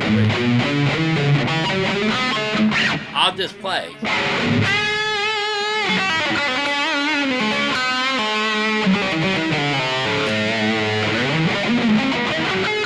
I don't think, I just play. That's what you gotta do. You can't, live is different. But that's the reason why bands get so, playing will become stagnant because you're playing your stuff, you're processing it into perfection. Once you get your scales down to, then you can go and you can move them around. You can do certain things with them. You can change them.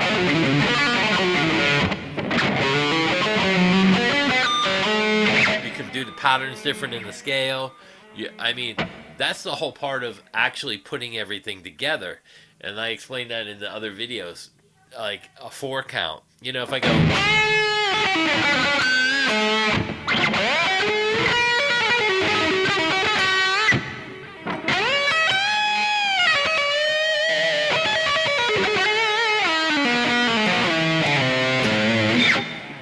I try to keep my licks 4 counts.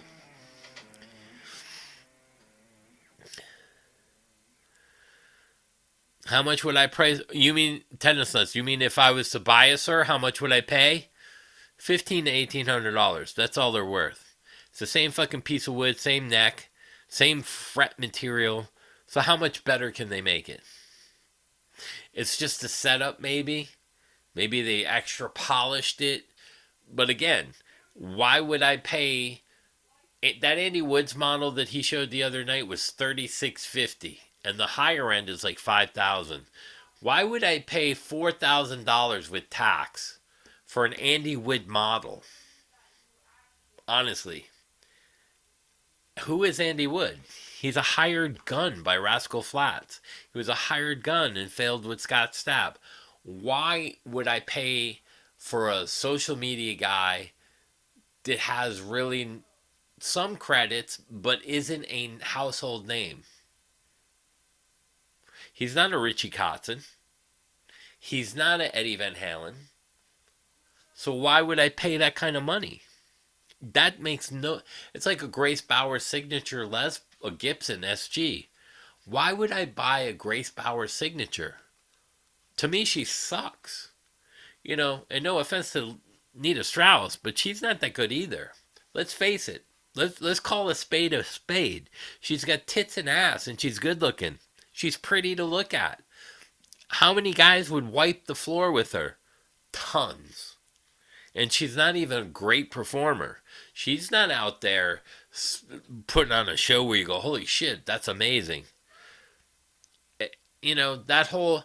It's like DEI guitar players being hired by old guys like Alice Cooper to make them relevant to get more people at the show. Why do you need 4 or 5 guitar players anyway? Hire fucking one great one. You know what I mean? What's up, Mechanic Jams? So let's see. Better to set up any guitar. Yeah, I set up all my guitars. Marshall has factory tours. You'd like to be a cover guy? Man, I keep passing comments.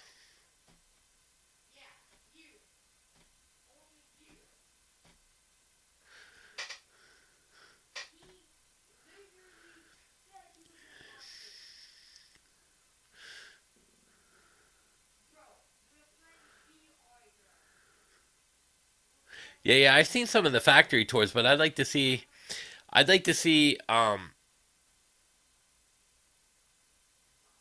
if I'm a bot, I hide it. Well, I am AI. No, that's funny.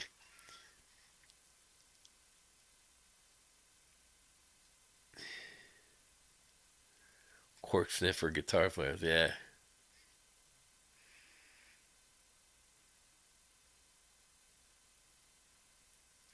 Yeah.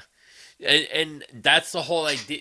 You know, when you're a performer, now you're a performer entertainer.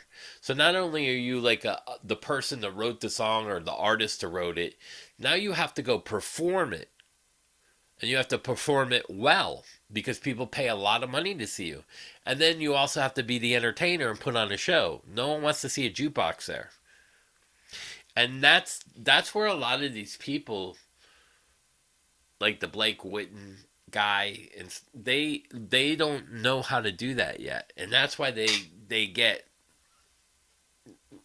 just get thrown out. Like Grace Bauer, she had a meltdown over that whole like all the weirdos. Well, you picked blues. Blues isn't a young man's girl's game, you know. And I hate to say it, but if you can play, you can play. You know, for like Allison's a great piano player. She'll know when somebody's not that good. She can spot it right away.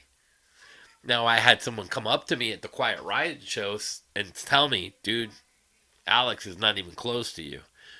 Yeah, but Alex owns the band name and he's a good guitar player and he's like an okay dude. Just I was like, thank you. I mean, what are you gonna say? Yeah, he sucks. No, I wouldn't do that.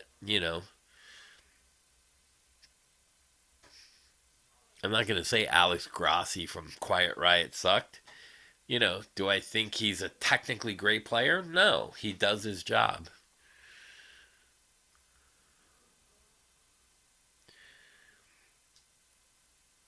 You gotta play it like it's the first time. All right, Infinity Beyond. You take care, brother. What guitars? Did I say? 4K for good. Yeah, I think it's ridiculous.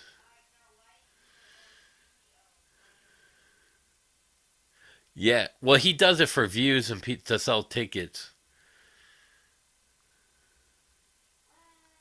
A lawyer band?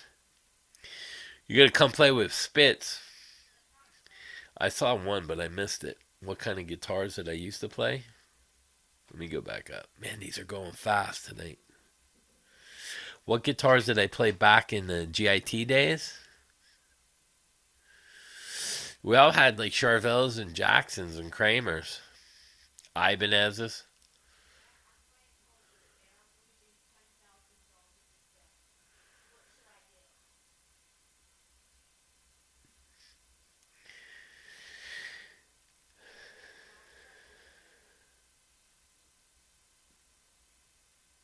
You won't play any more Eagle covers.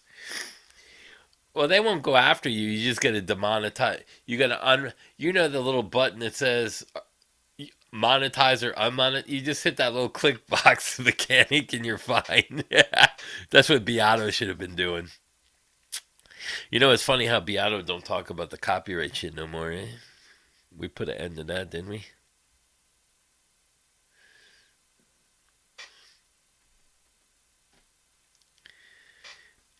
Yeah, Kiesel sells direct.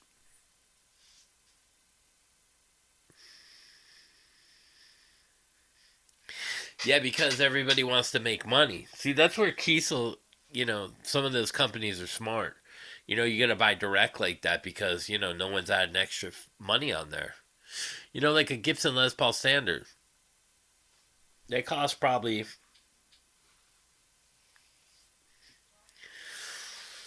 ooh, am I going to get in trouble? Let's just say they're about $500-600 to make. And they sell them for 2 grand to 2,300 with the case. If you're a Guitar Center employee, you pay about $1,000, and they're still making money off that guitar. So are they overpriced? Of course they are. They're overpriced on everything, but that's also part of the benefit. You know what I mean? You start working for companies and you get pro player pricing or endorsed product.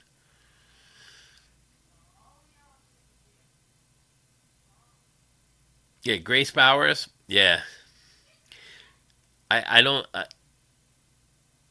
And even as much as Jared Nichols, he's a decent guitar player. But what have you wrote? Jack shit that has gotten on the radio, and if he's never going to be a superstar. He's too old. He doesn't have the right look for rock blues.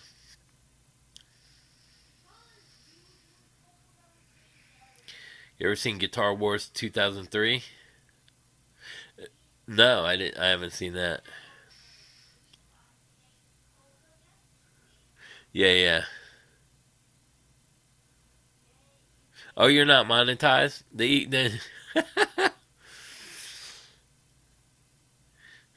Well, see, you can't. Here's the thing.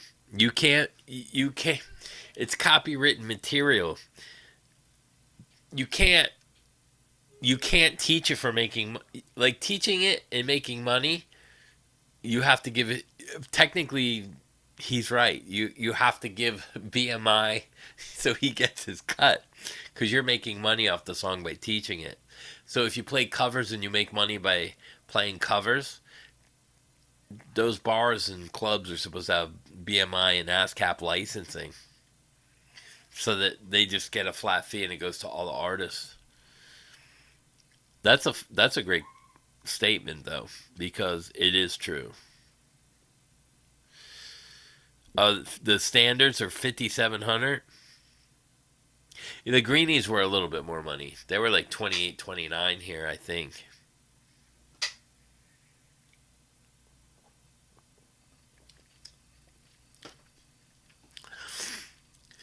Yeah, and like for me, like any of these guitars that I own do the job. You know what I mean?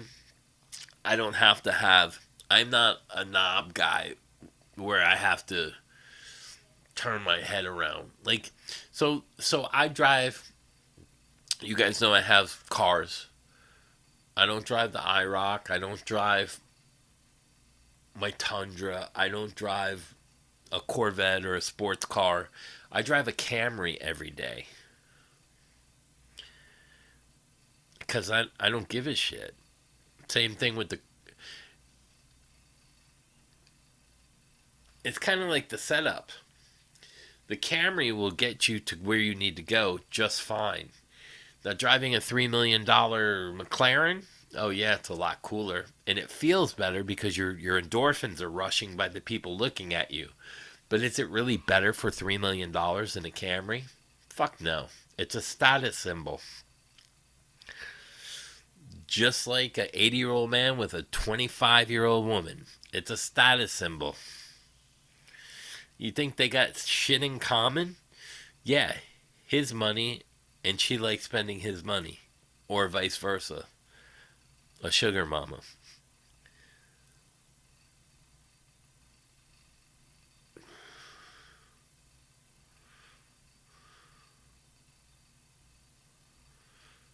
Oh, really? I'll have to check that out.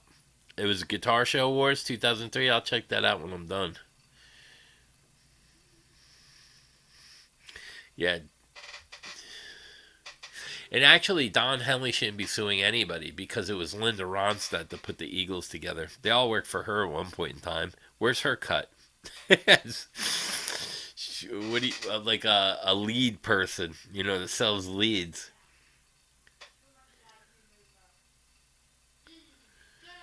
Yeah, I think I think out of all the companies that are building boutique guitars, Kiesel is one of the best, and it's the most reasonable. But again, it was Carvin. They're a name brand in the industry. Carvin made a lot of good stuff. They made great guitars. They made great power amps. They made audio equipment. I don't remember. Did they ever make a drum set?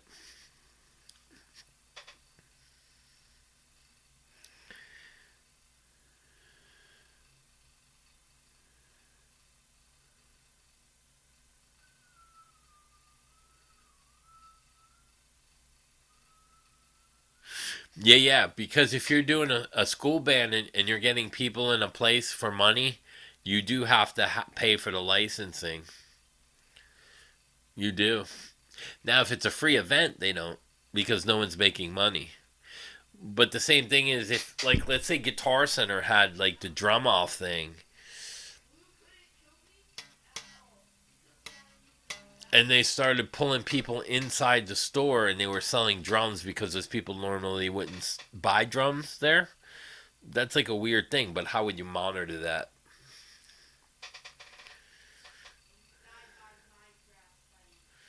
Yeah, it's insurance and ticket costs are out of the minds, and people are getting scammed on that too. A true love. Yeah, so like that's the other thing. Like, I've told about how if you're Swift and you you're in cahoots with Live Nation, and Live Nation is actually, you're not renting the arena. Live Nation's fronting all the money to rent these arenas for return. So the Hard Rock cost me 600,000, but they write it on as like 1.2 million or 1.5 million, whatever they charge, or I forgot what the price is. They told me, but they're double and tripling that to mark the ticket sales up to justify the paper trail. And then what happens is they split the money because it doesn't really cost that much. But because Live Nation rented it, they don't have to show you what they rented it for. They could just tell you what Taylor Swift's renting the arena from Live Nation for because they own it for that night. The Silver Sky is good.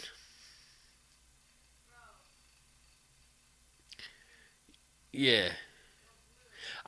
The Silver Sky. So I don't know if they're gonna do it, but I told them take the Silver Sky, scrub it, and reinvent it. You make a deal with Fender, we'll make a Silver Sky, we'll come out with the Silver Sky 2, we'll work with John, we'll take the pickguard. See, the problem is the pickguards look like it. You get like the Strat style body, or, and then with the horns, even though the horns are different shapes, I mean, they could have, cut the horns off and left the pickguard off. And instead of a 5-way, they could have used a toggle switch. You know what I mean? There's kinds of ways to make it not look like a Strat as well. So maybe they'll do a Silver Sky too.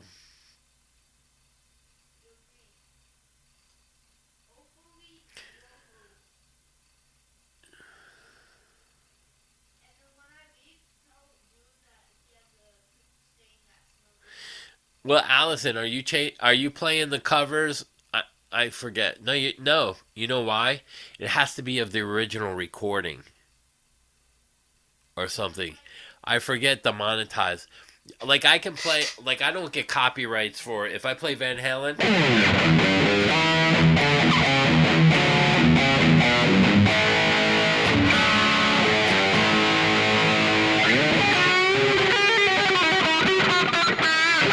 Like I won't get no copyright because there's no backing track or anything to that. Yeah, and that's the thing. Like PRS makes some good stuff. Like the NF53 is one of the few guitars that I like. You know what I mean? So they don't appeal. PRS never really appealed to me because of the way they felt. But the PRS NF53 has a big baseball neck on it, which it feels really comfortable to me.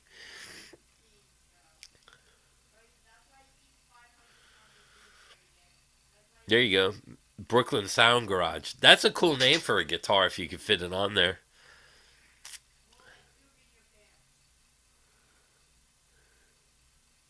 Speeding tickets on expensive cars.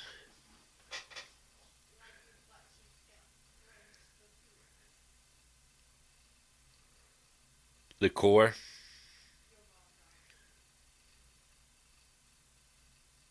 Yeah, yeah.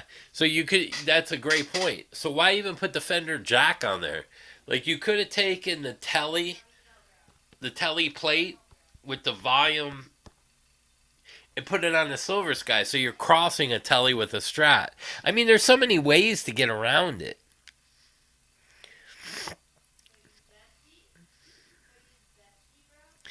Well, you got to ask for permission, or you get a copy strike. But if you don't monetize the video, there's no money to gain for either one, so you're not penalized for it. The copyright strike is just like kind of like an injunction, so that you whatever money you make off of that video, you pay a percentage to the actual owner of the publishing. It doesn't mean that you'll get in trouble. It just means that money on a copyright strike will get paid out. So if you don't have, there's ways to get around it. I mean, if you play all the instruments yourself and you change the key, but like I've done that. I did a rat track and I got a copyright strike, and it was all me.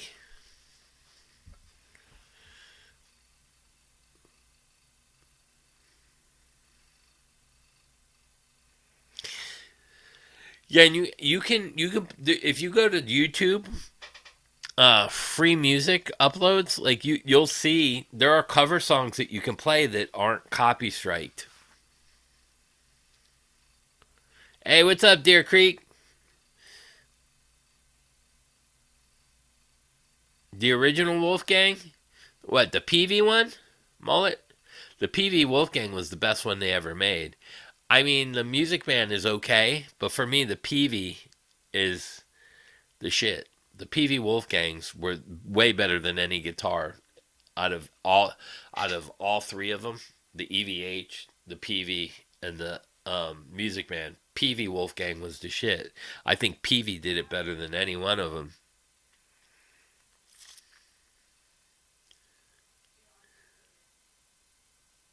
Yeah, but hey, Gene, so here's the thing. That club or bar has to pay ASCAP and BMI. Like when you see all the TVs in a bar and they play sporting events, you're drawing people in and showing something that you have to have licensing for because you're making money off of something else besides just liquor in the bar. So those TVs, you got to pay for showing that stuff in live music, karaoke. You have to pay for all that. So they pay a licensing fee once a year. That's why a lot of bands get, oh man, they play like 70s wages for cover bands. Well, that's because the fucking bar's got to pay $20,000 a year for ASCAP and BMI. You don't want to pay for that. And second, you're not really supposed to be playing covers unless you're a company. You have to have an LLC as a band because most of the bars don't require this and they don't make you sign papers because of the way they set up their insurance. But a lot of festivals and city gigs, you have to be LLC to carry workman's comp exempt so that you can't sue them on their while you're on their property.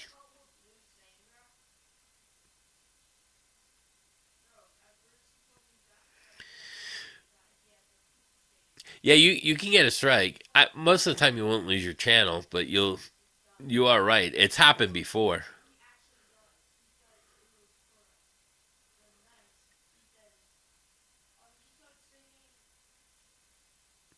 Your cousin gave me a tradition.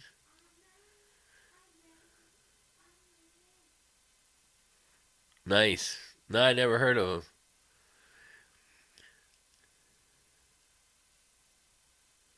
Yeah, yeah, and that's the other weird part. You get caught. So I even got a copyright on a song I wrote because of, so it was with Carly Tappin, and it. So here's the thing that Rick Beato doesn't explain. Whoever owns the publishing. So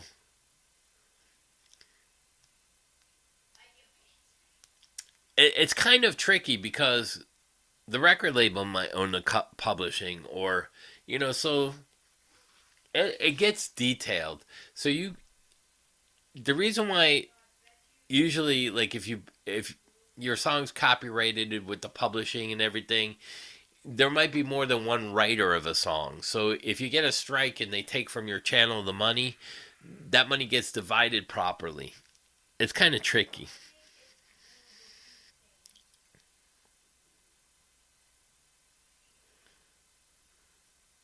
The music of Yes, a marching band.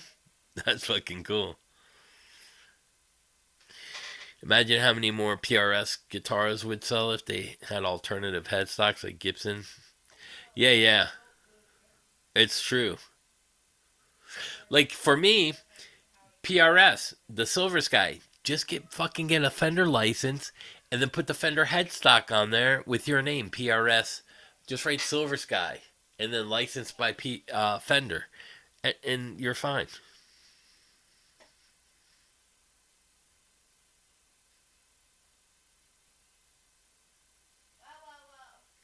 Yeah, yeah. You if you especially if those city gigs, but they pay a lot. Like so like Tom would say, why you know you're playing gigs in a local band. Well, I didn't play bars. I was playing city gigs. They pay $2,500 to $3,500 for an hour and a half to 2 hours of material. So if I have four guys in the band and I pay them $500 a piece, that's 2 grand. And then the other five I keep for booking the band. So I get $1,000 for 2 hours. That's what some of the top top biggest bands in the world would pay you for a gig. You know, Quiet Riot and Rat and guys like that, they pay $400 at most because they're not relevant. But when you're playing those city gigs, you can make a lot of fucking money. It's like a wedding band. Wedding bands can make a shitload of money too. But again, you got to be LLC'd, so you won't be able to go into like a hotel, to do where the bride's staying with the band. You have to have an LLC, and workman's comp exempt is the biggest thing, because you have to have it as a business, because the cities won't give you cash. They'll write a check to you in that corporation name, and then you pay out and do your taxes.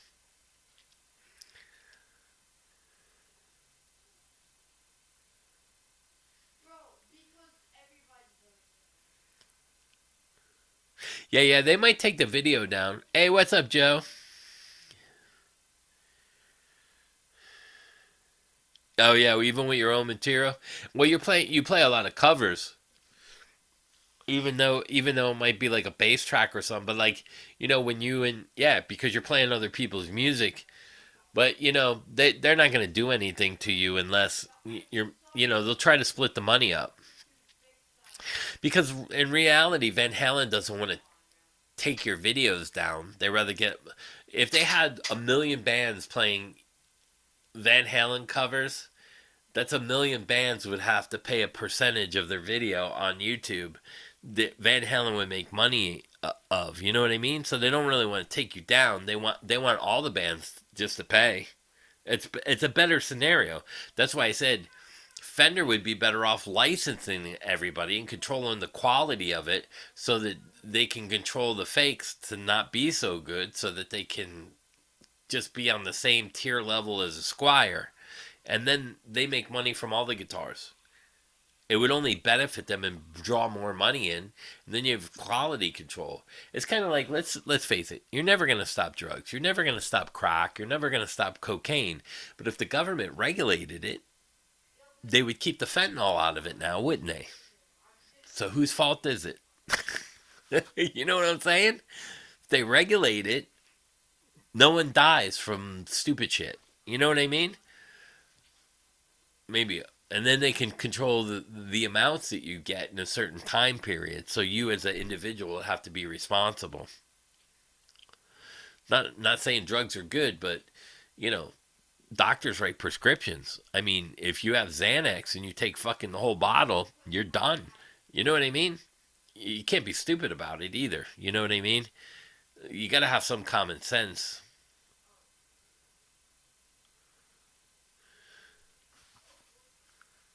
Yeah, the claims and strikes are different. I've gotten both copyright strikes and claims.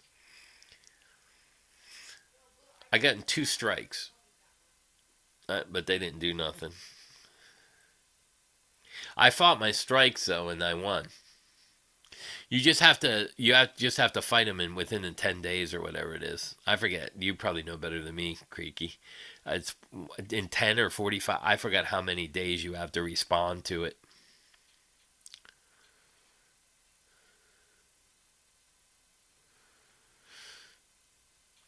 The PRS. Well, you can get them, but I'd rather buy a used guitar that's broken in, because then I know that somebody's fixed all the fucking broken parts on it that came from the factory bad.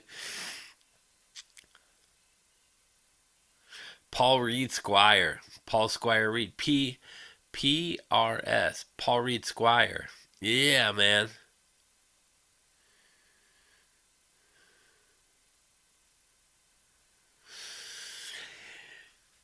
Yeah. Well, see, now here's the funny part. Because you're speaking on a level of uh, W-2s for the bands, you will have to do a W-2, and they'll have to give you one at the end of the year.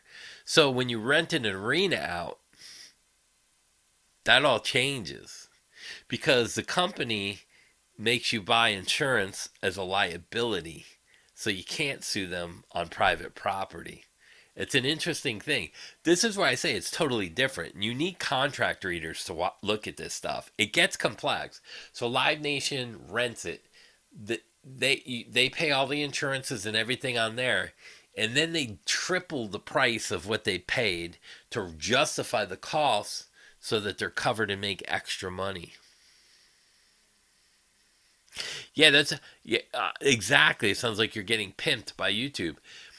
Because what a lot of people don't understand is a lot of these companies, it's cheaper to get some social media kid or guy to think, oh, great, I can make YouTube money and not work. And then all I got to do is pitch all these Chinese guitars. But it takes away from money out of Fender's pocket and takes money out of America or Australia or wherever they're doing it, instead of actually fixing and remedying the problem where Fender, like let's say if they're Fender copies, license them, they get a cut and everybody's happy. But because, there are Chinese guitars that are Kramer, my Jackson, they're licensed, so the quality control is put on there. So it's going to be a better product.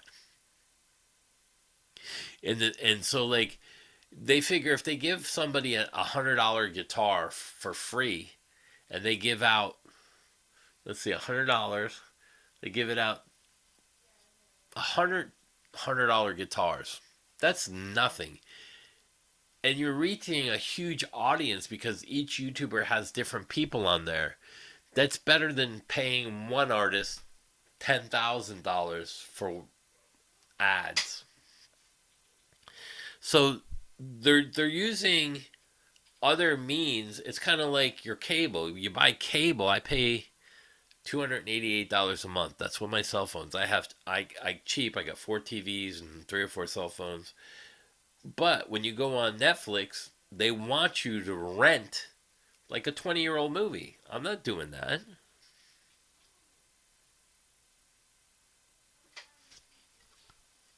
Miss him. Sorry, I'm slow.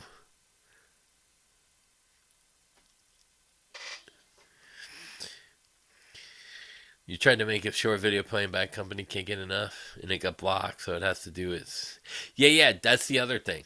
So there's educational purposes, there's this kind of purpose, there's that kind of purpose.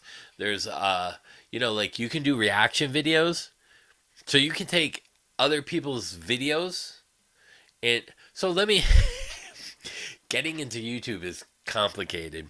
So let's say I had an ad on my channel, right? That ad is on a financial channel.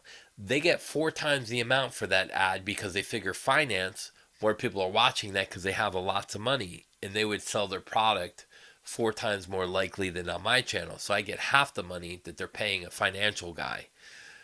On top of that, it goes into a lot of other things. They have companies have writers like a and they do numbers, kind of like you heard that global warming and the oceans are rising, right? But I'm at sea level in Florida, right?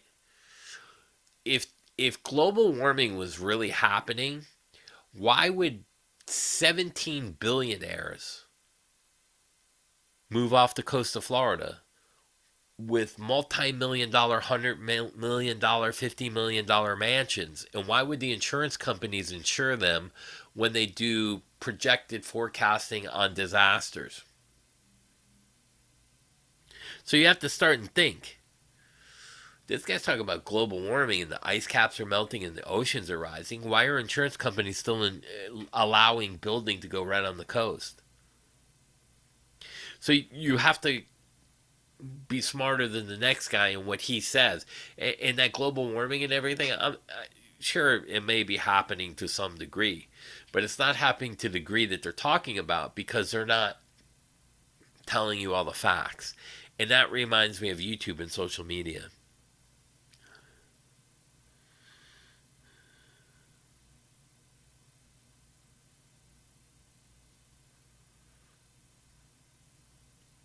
The blackballed strike, yeah.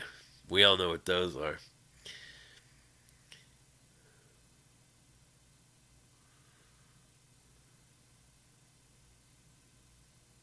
Yeah. That's sad, man. Fentanyl. That's crazy. That's why I mean, you have to start to think, well, wait a second. Who are the guys using all the drugs? I know there's doctors and lawyers, but there's a lot of homeless people. There's some people living in shelters. There's disabled people. There's people that sit home all day with disabilities who get hooked on drugs, and they got prescription drugs, but they're also outsourcing drugs for, because your Medicare or Medicaid ain't paying for this, so you rather spend some of your money and buy illegal drugs. But you have to start to think, why are they allowing so much fentanyl to come in? Social Security? Get rid of the disability checks? Get rid of Social Security? Get rid of future Social Security people? I don't know. I just know that if you can stop people from coming over the border, you can stop fucking drugs from coming in.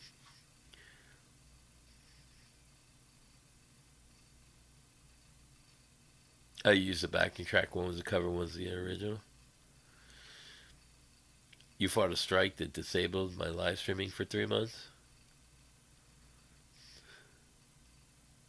Oh, yeah? Creaky, what was the video? Was it a Tom video?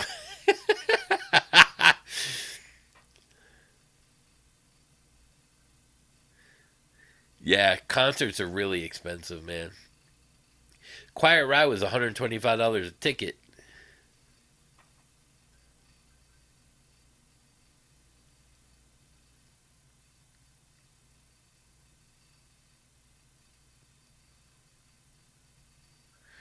Oh, that's a great out, dude. If you buy the sheet music, you're paying for the song. That's interesting.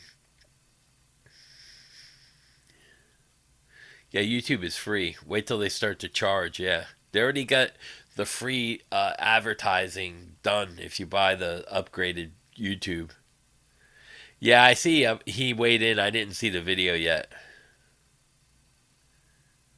I want to see the video.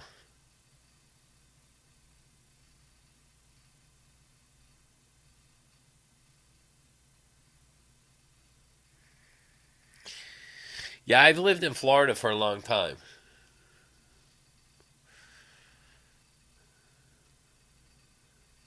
There's a lot of people from my area. Like a lot of people. If you, this is crazy. Type in South Florida famous artists. Um, there's probably 100. Jim Morrison was from Florida. There's so many people from Florida, man. It's crazy.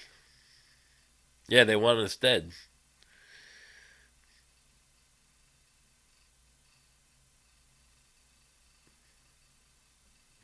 Yeah, but I don't think the oceans are rising because insurance companies aren't going to pay out trillions in claims. They forecast. They have writers. They do percentage of numbers. So like when they have oceanfront property in Florida, we had 17 billionaires move here. 17 billionaires. They're not going to allow them to build multi-million dollar properties. You know how much it would 17 multi-million dollar properties would bankrupt any State Farm with their cars, everything. It would 17 billionaires plus all the millionaires. You got Star Island with Madonna, Vanilla Ice, Lenny Kravitz. Dude, I'm telling you, they're not going to allow that. The ice caps are probably melting, but in some places like the Arctic, they're not. So it's crazy.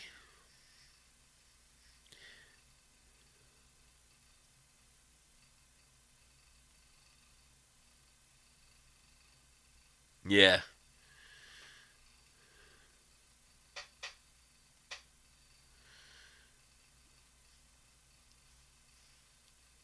Last showbiz scene was 2000.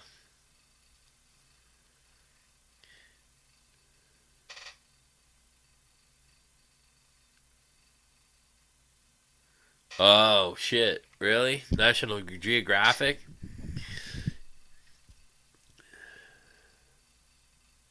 Metallica? $17. Yeah, dude. I remember the old days. Ticket prices 15, $17 back in the day. It's crazy now, right?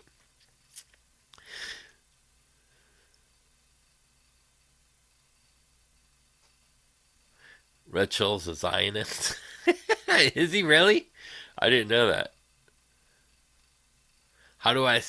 My so this is my this house that I live in is actually technically not my house. This is where a lot of people like Tom have it wrong. This is my wife's house. This is the house my wife grew up in. It was 900 square feet. It's around 2,500 square feet. I We remodeled it because I couldn't live here with it being so small. My house I can't afford no more, so I rent it because the property tax being on the intercoastal and the amount of insurance and everything. That and what they did is if you bought a house for like 7 million and now it's worth say 45 million today, that's not I didn't make a profit. I didn't make anything because I didn't sell the property. I didn't do anything. But they'll fucking jack your insurance up 10% every year. They can go 13% every year. So if I bought that in 87, 97, 2007, 2017, you're talking 40 years ago. Yeah, I remember in the 70s they said we were going to have an ice age again. Remember that one? I'm not saying that we're never going to have a flood, but if you think about the Bible, we already had the flood, so it doesn't matter if the ice caps are melting. That just means that the Earth is going to go back to what it was before the ice age, and we had a asteroid or whatever comet hit the planet and create the ice age.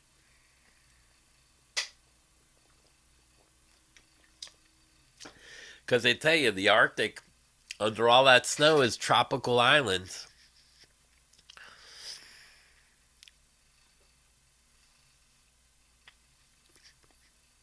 Oh, Gore. Yeah, that's a way to funnel money, I think. I'm not saying that it's not true. And I'm sure it's true to some points. But everybody is trying to make money. So I look at it as a money situation. It's all about money. Everything's about money today. You want the upgrade on your phone. You want this. You want the upgraded Z-Bart. You want the upgraded upholstery package. You want the upgraded YouTube. You want the upgrade Beato book. You want the upgraded guitars. It's all going to cost you money. It's a money thing now.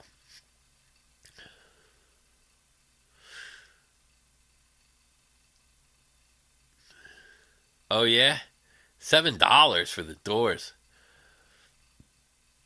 Yeah, global warming didn't work, so they called it climate change. Climate changes day to day, doesn't it?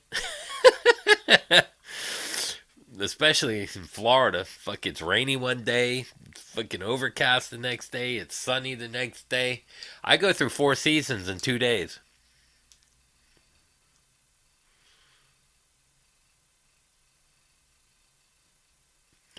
Oh, it was hot as shit, dude.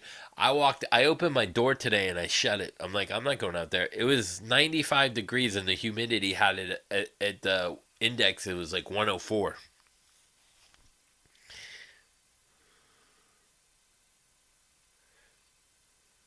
Keyboard drums?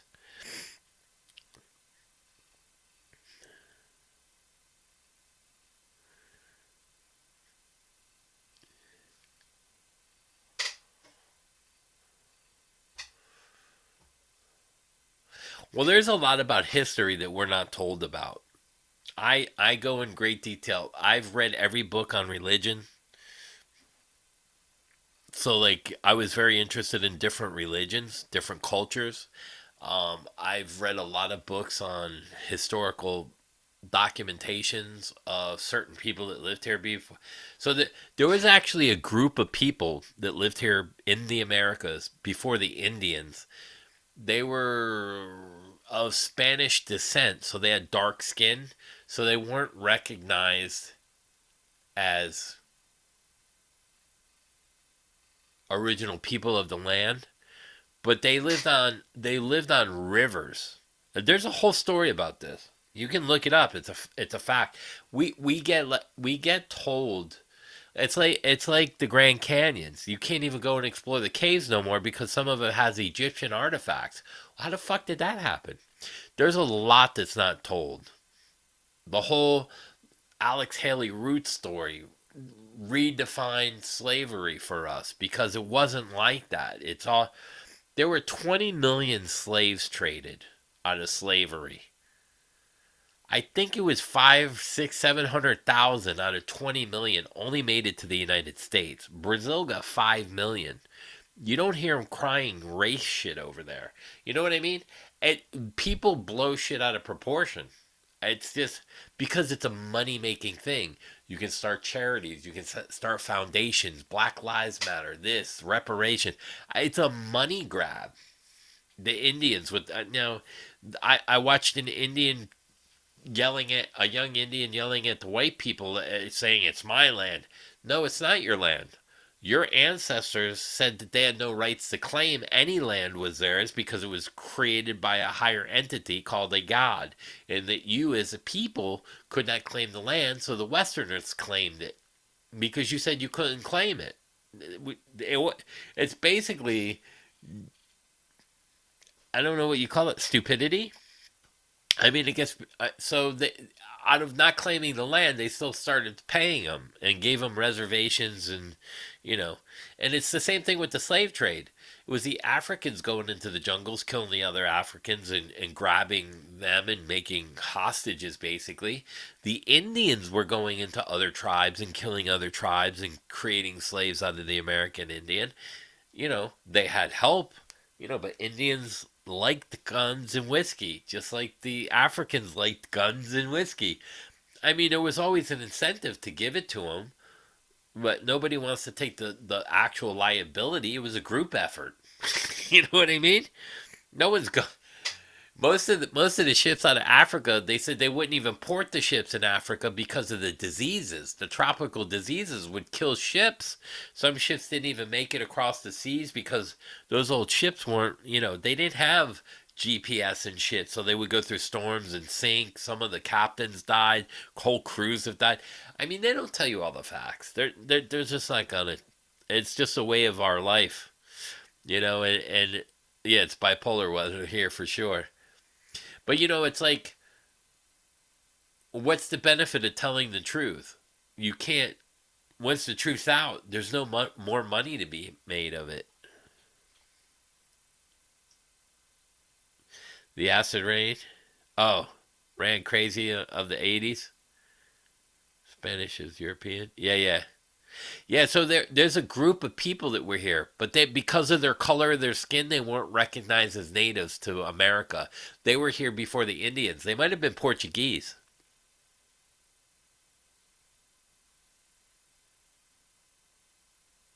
Black olives matter. Yeah, the crop dusting, spraying all the chemtrails, cloud seeding. Yeah, cloud seeding is fucking bad.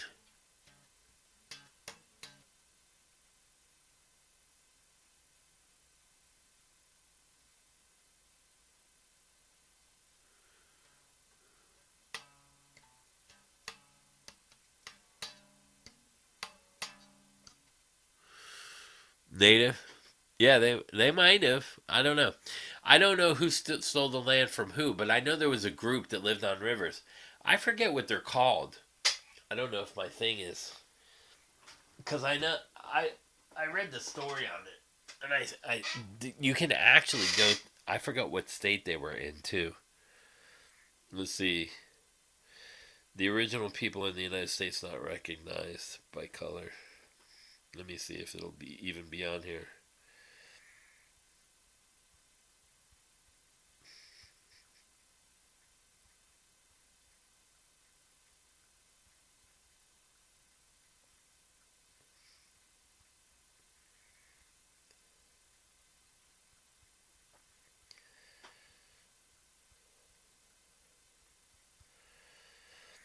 Let's see.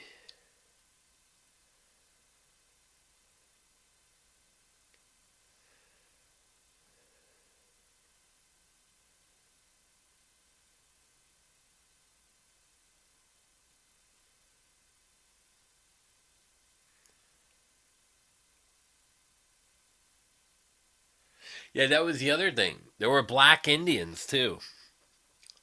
Let me see. I don't. Let me see if I can find. I don't know.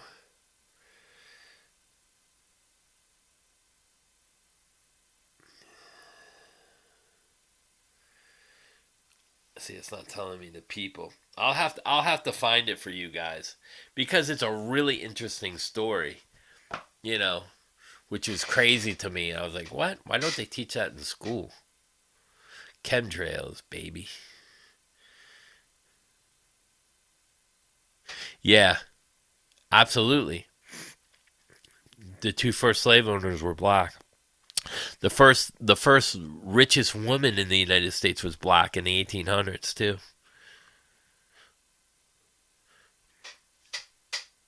It's crazy how like the histories and what we hide.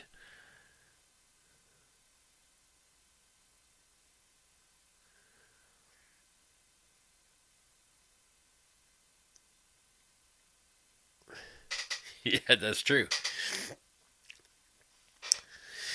That's great. That's a great analogy.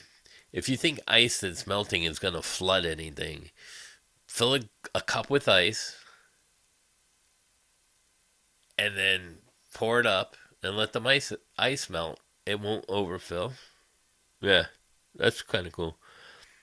What's it called? You found it, tennis nuts? Moon-eyed people? That might be it. They had a weird color to their skin, right?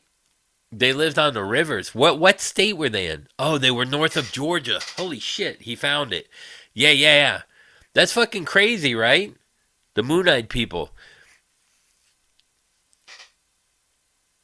on Fort Mountain. They lived on the rivers. Holy shit, you found it. Moon-eyed people. Yeah, dude, that's crazy. You found that the moon-eyed people.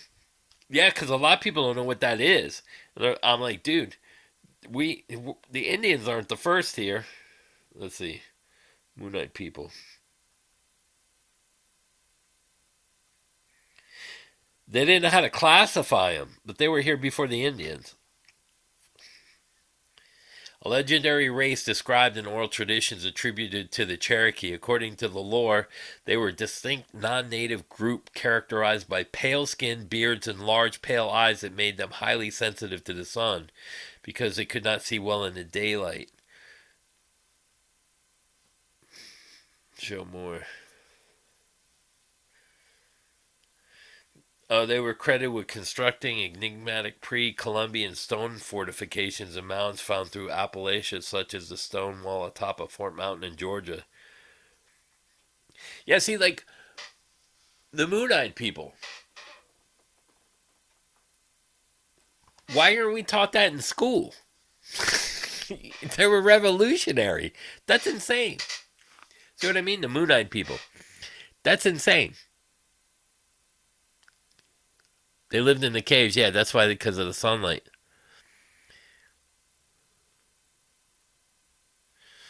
Yeah, yeah, no circle is 70% flat. And then plus you have evaporation from the sun and the heat coming, it evaporates the oceans.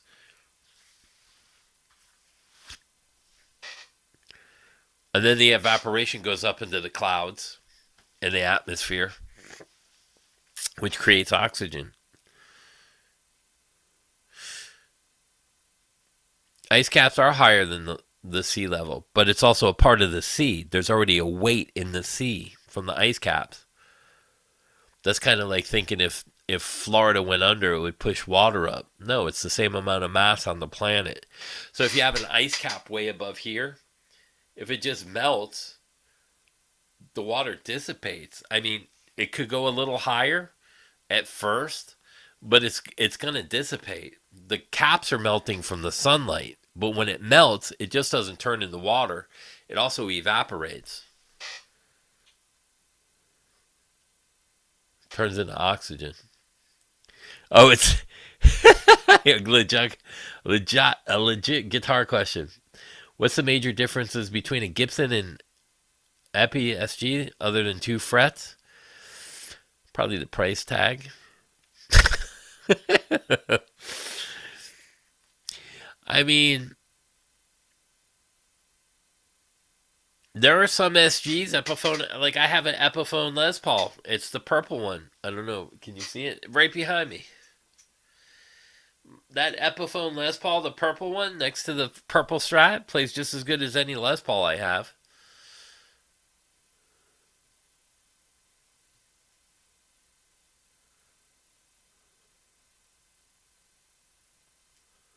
That's my opinion. I think some of the Epiphones are just as good.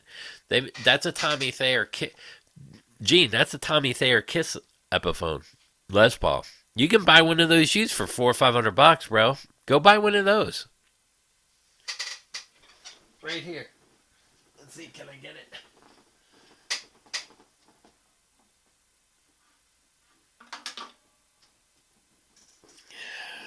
Bro, look at the color of this. It's an Epiphone. It's the Kiss signature, Tommy Thayer. Comes with Seymour Duncans. It's all upgraded. Bro, this thing sounds great. See, I'm getting too many guitars down here. Let's see if I can get the cable out.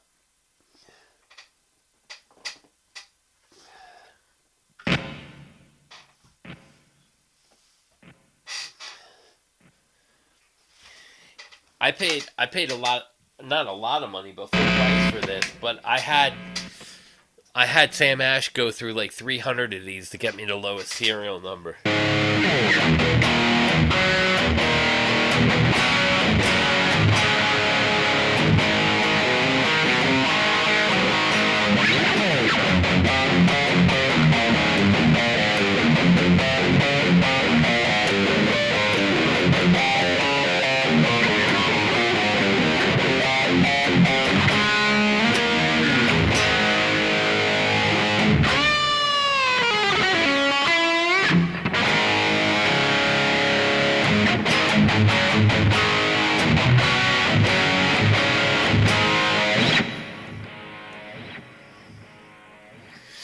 Yeah.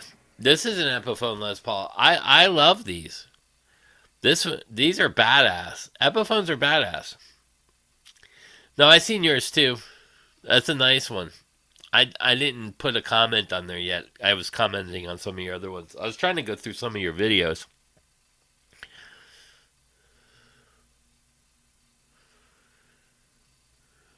Oh yeah, the Epiphone Les Pauls, the Alex Lifeson one was really good too. They also did a Gibson Studio Alex Lifeson. I got mine in the warehouse. I got a Cherry Burst with the Floyd on it. It's a Les Paul Studio with the Floyd on it.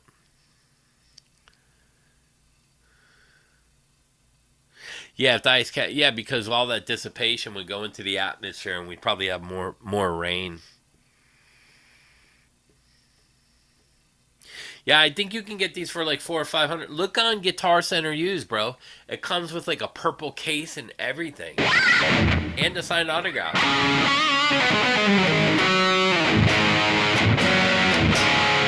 Tommy Thayer. Not that he's a Kiss, but.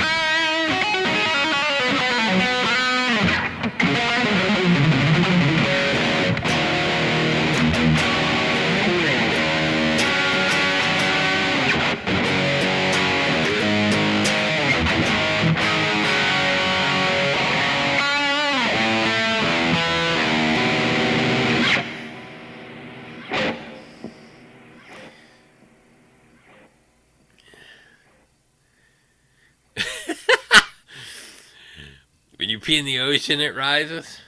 Ew. Don't piss on my shrimp, bro.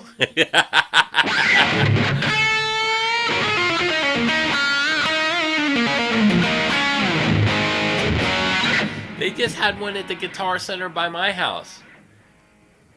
I think they were selling for $450.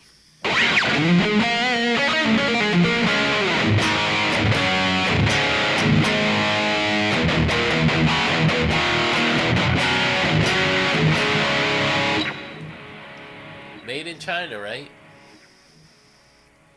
So you inspected and set up in the USA. Handcrafted in China. So again, Chinese guitar that's made really well, that looks like a custom shop, You know what I mean? That has quality control because it's licensed by Gibson.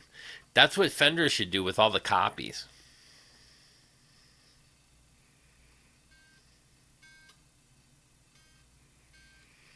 Yeah, I would shop used. All the fish are pooping and peeing in the ocean. Well, they have to. So the Earth is what 90% water. The turning of the mood with the oceans actually creates oxygen through the I don't know what they call it. I forget. But the cycling of the piss and shit from the fish. So if there were no more fish, um, we would probably lose a great deal of oxygen with the moon turning the oceans. I forget how that works, but fish are very important to our ecosystem. Now I'm all for cleaning the oceans with the plastic and shit. I think that's ridiculous. But a lot of that stuff that's found and created that are fishing industries where they cut the nets off and ruin the coral and drag nets, ruining coral. So they're actually ruining the ecosystem. But nobody talks about the fishing industry because it's a 45 billion or trillion-dollar industry. Hey, Bonfire, another Australian. What's up, bro? Oh, the PRS single cut? Yeah. Yeah, Gene, this is a great guitar. And if you type in the Rick Beato sucks code, I'll sell it to you for $999. But I forget what number this is. Oh, it's 24. So I got number 24. This is number 24 out of how many they made of these. I made them go through their warehouse.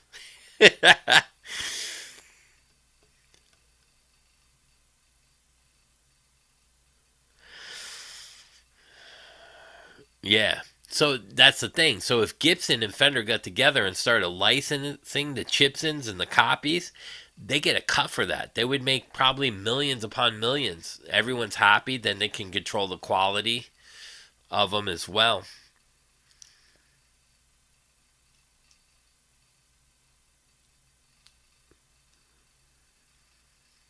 Oh, East Gippsland, Victoria, Allison. You know where that is?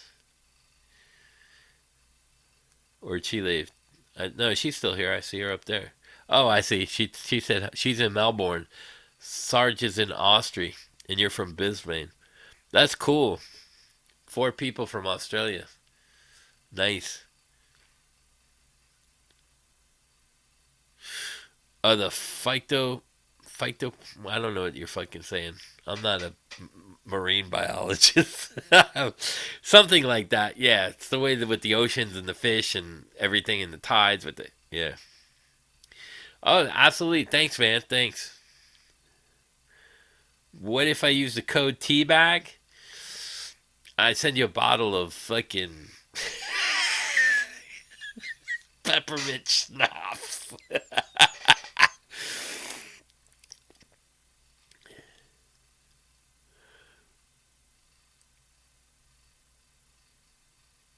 The Oriantha? Yeah. With a tone it smells like tuna. Oh my god.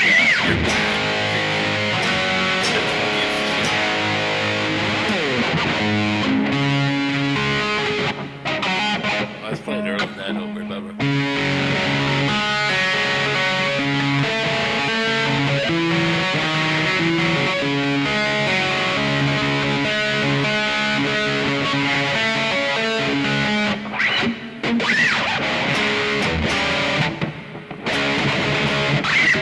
that still hurts. There must be. I must have something under my finger because it's swollen up a little bit. I might have to get that lance. I don't know if you can see the difference between my two fingers. This one's like all messed up right here. This is the one I slammed. So it's like I broke the nail and this side's swollen over here. Hurts the pick still. What's my favorite guitar magazine cover? The ones I was on.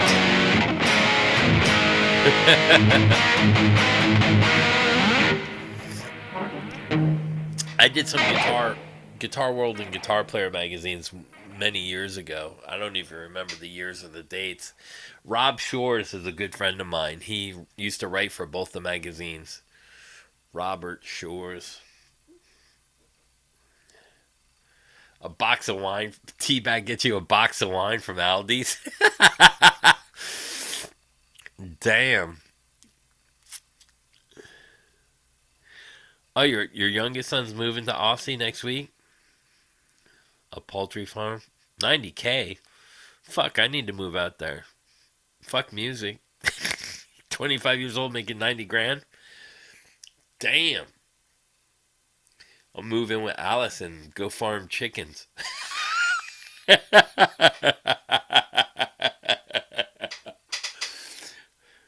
Damn. And I'll start an opening band for Leon Todd, Ragdolls.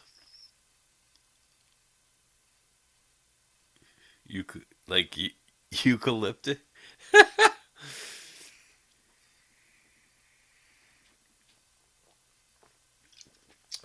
That's too funny, man. Too funny.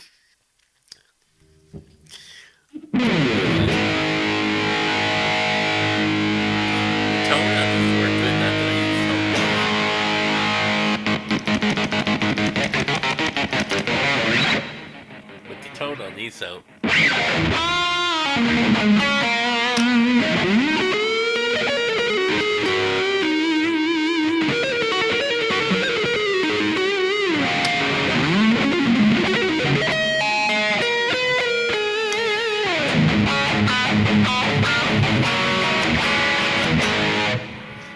This guitar plays great. Guitar made out of cedar. My favorite car? One that don't break down for 50 years. I don't think they have one. Favorite car?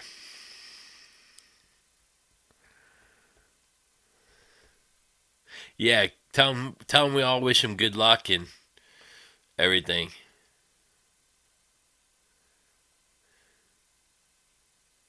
Nice. Thank you, brother.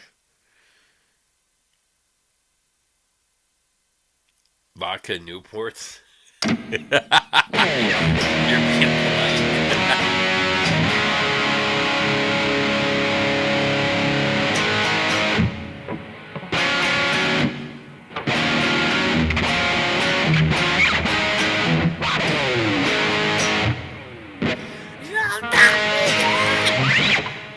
Man, he's hard to sing.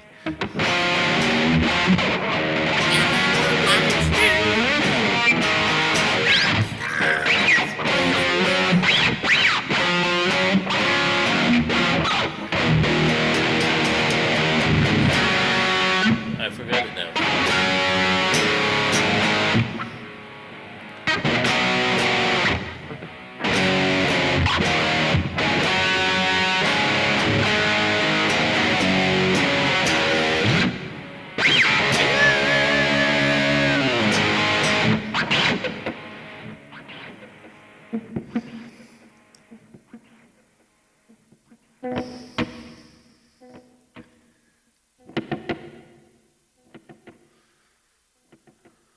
More like an ashtray. I know.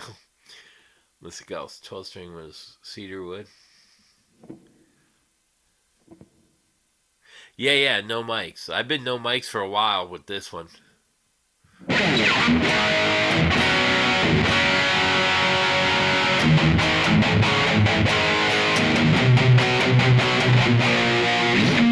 it sound alright?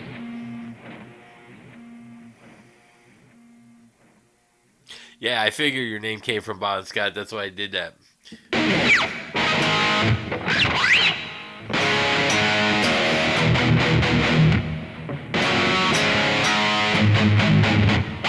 I forgot got TNT.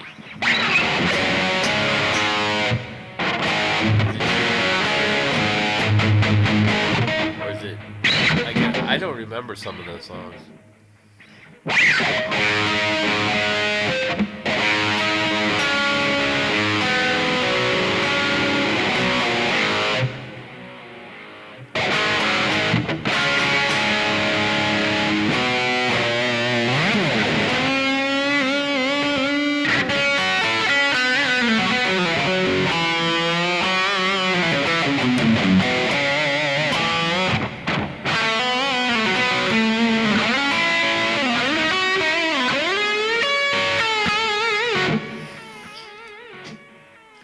I don't really remember those. So forgive me if I'm playing them wrong. It's much better.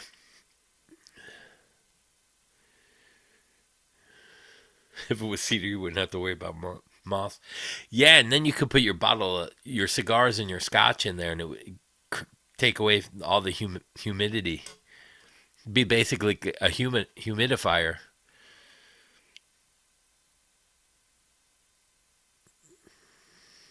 Oh, they just made a new compound?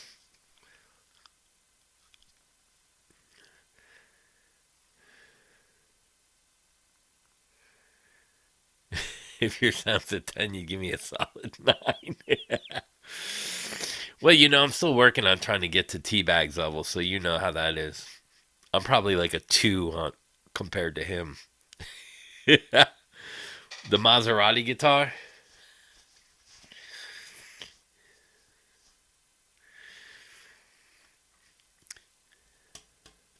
I already have the Stumac table. I call it my island. My wife hates when I put the stuff on the cooktop. I use a pot. No, I'm just kidding. He gets free. Oh, he gets free fuel and stuff. That's good. The Gallop strum is hard. Really? The Gallop strum's hard?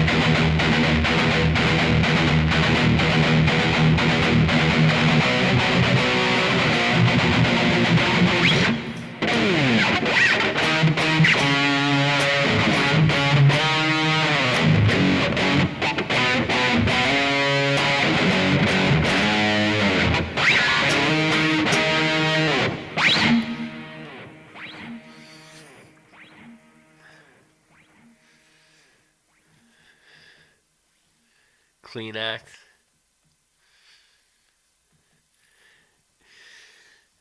Yeah, is that your channel name, Bonfire? Is it Bonfire 75? A lot of people, they'll go on there and they'll sub you.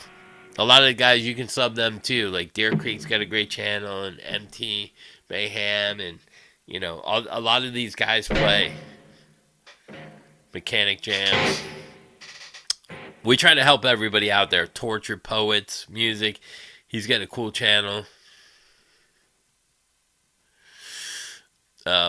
Dude, Torture Poets, download Restream. You can try it for free. And then it'll do the logos. Like on my page, you'll see the Restream on the top right-hand corner, and it says Jitboy Live on the bottom. They do all that for you. You can try they got a free one. The free one's not bad.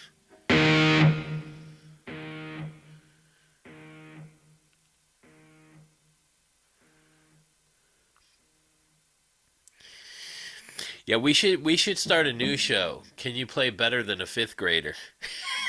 The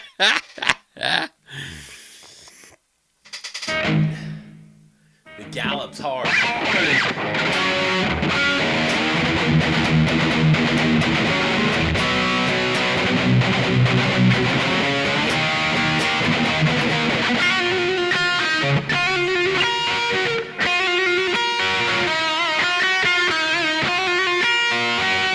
Man, I forget that. I have to relearn some of those.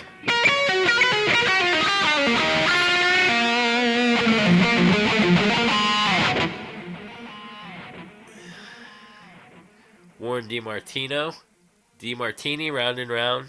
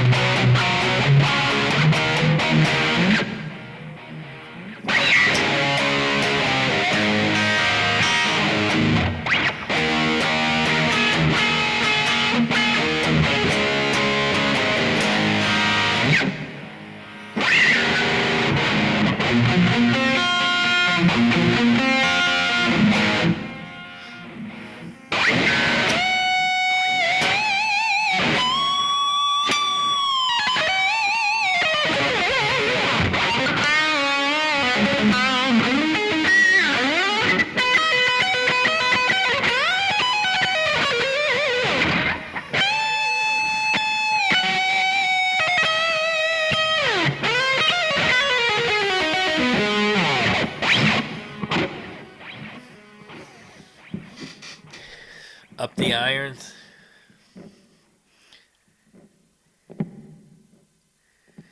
Really?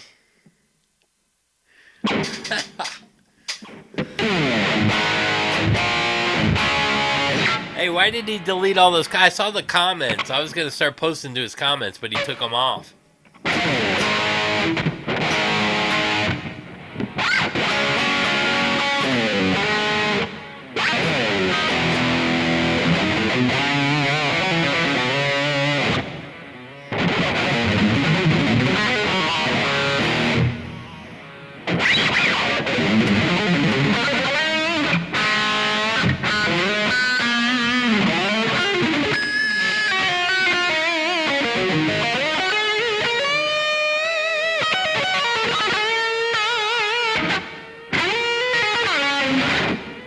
I wonder if it sounds.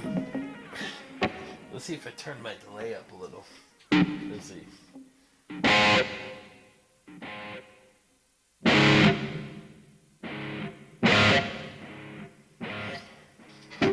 wonder what that'd sound like.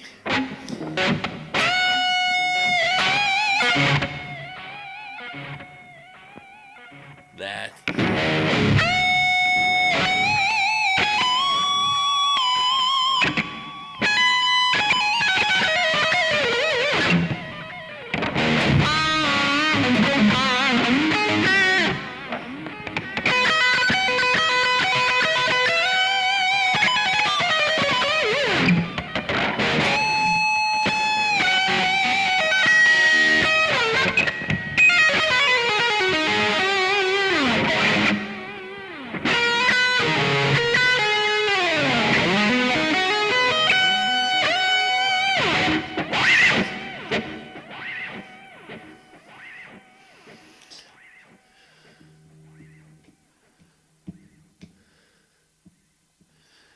Was that the lead break?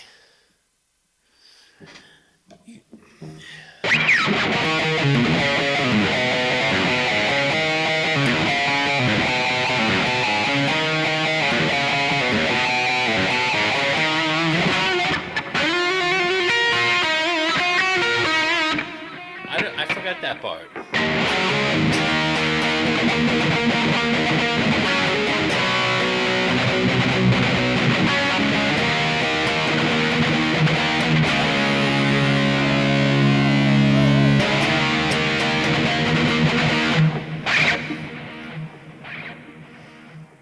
I love that song, The Trooper.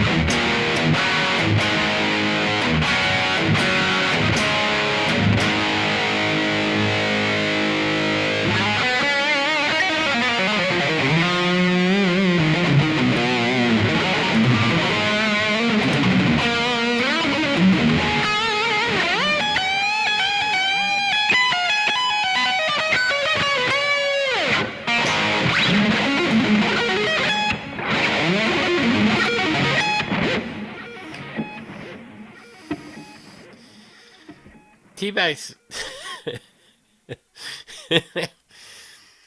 Dude, the worst statement by any guitar player that I've heard so far is this Justin Meyer guy. The tuning keys help create tone. You're just batshit crazy. Dude, just fucking sell your shit. I don't care how good you are. Sell your shit and go fucking make, I don't know, tuning pegs. My back, it's the same, man. It's not getting any better. What's up, John Pearson? My back's still shit.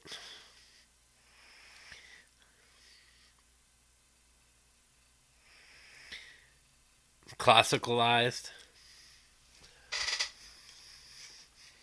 Let's Let's see. Can you even do that on guitar?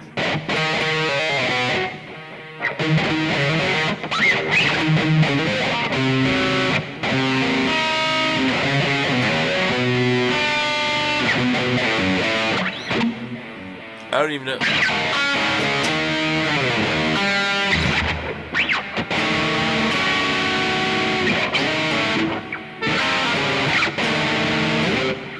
I don't even know what. You just got it fixed? Toning keys, yeah.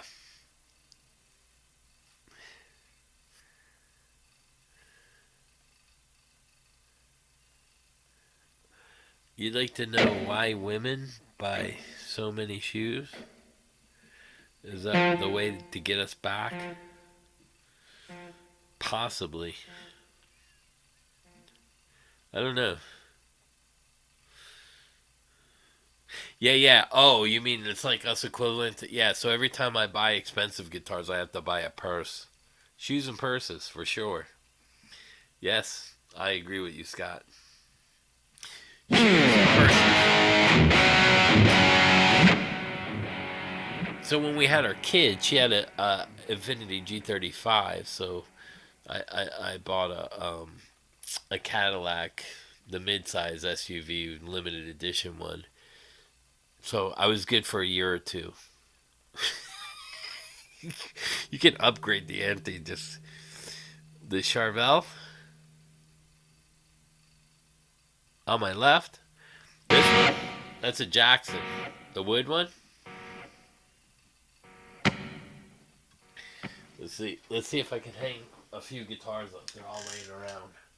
Don't knock the chandelier down. Let's see. Well, actually, I could do probably that way, but get this back up there. Is it gonna make it? Is it gonna make it?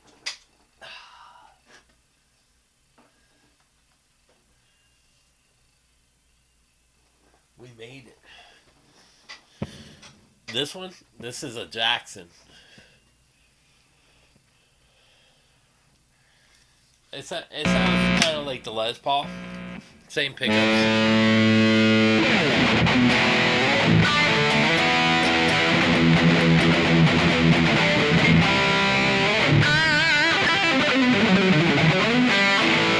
I mean, it's set up more for shredding.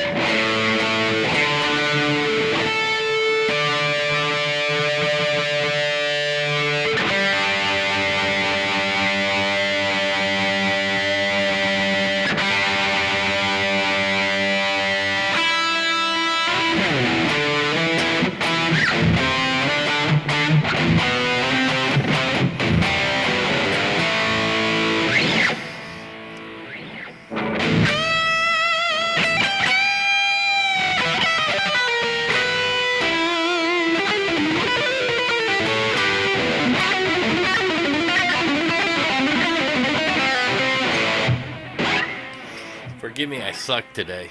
I've been sucking for a few days. I haven't been doing a lot of playing. And I'm sick today, too. That's why I keep rubbing my nose. It's not a cocaine issue. I'm congested. I think I caught something at this show.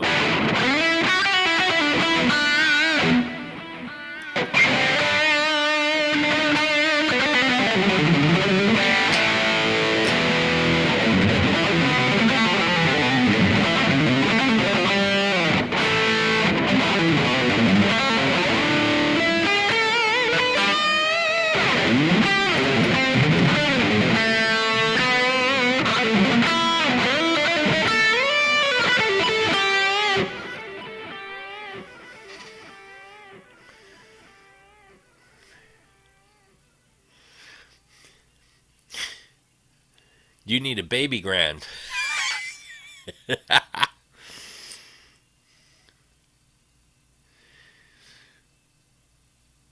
Nah, I don't pee. I don't pee on my shrimp. I leave that up to Tom. That I don't. I don't ever think he's been to a beach. Yeah,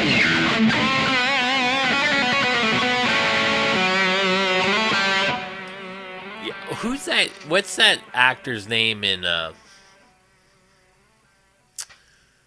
What's that movie? What stays in Vegas? What happens in Vegas?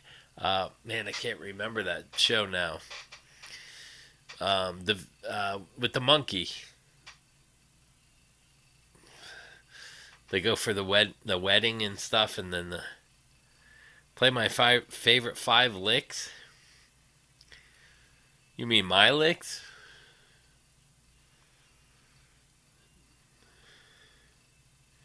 Most of the stuff that I play is stuff I twisted or created. So like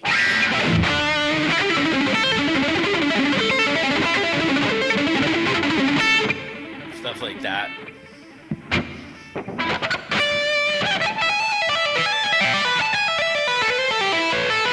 Stuff like that. I mean, you can do all kinds of stuff. I don't think I have any favorite five legs.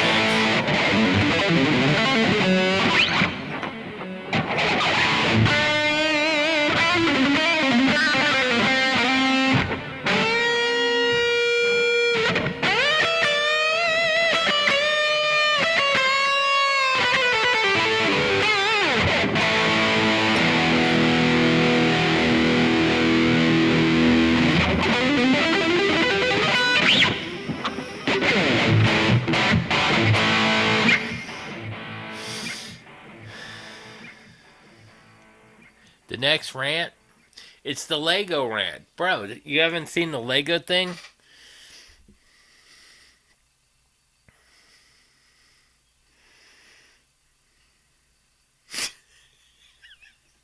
Deer Creek. Old Hickory.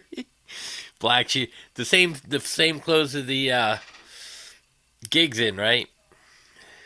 Hangover. That's it, Scott. What's the actor's name with the beard?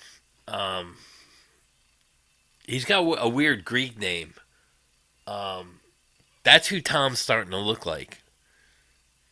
Like when I see his homeschooling, I'm like, he looks like somebody now. He's starting to look like, because he's getting a little bit heavy from the beer and the rounded face, like bloated. He reminds me of the actor and from Hangover.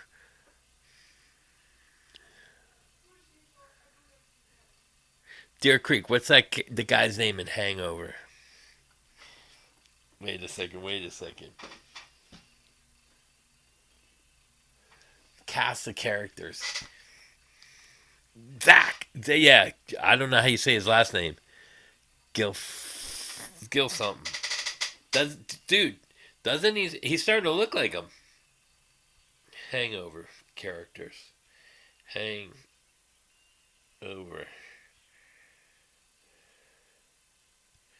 Cast.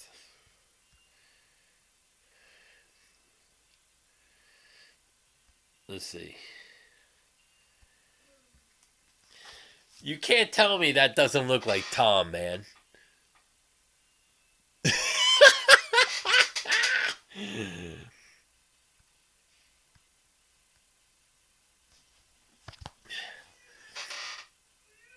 He looks like the Hangover guy. Let's see, can we find one with his hair all disheveled?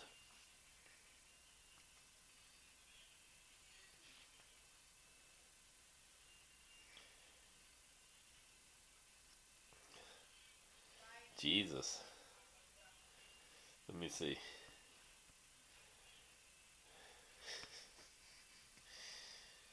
Like this.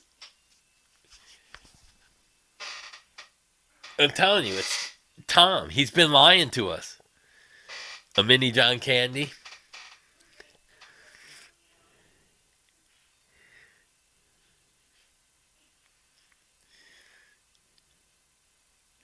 Yeah, kinda.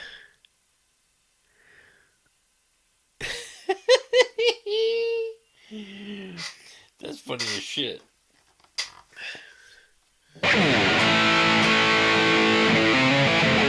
T-Bags is a hangover. Oh my God, Brooklyn, you just knocked it out of the park. T-Bags is a hangover. Because he's in Hangover. I didn't even think of that. Yeah, he's not looking good lately.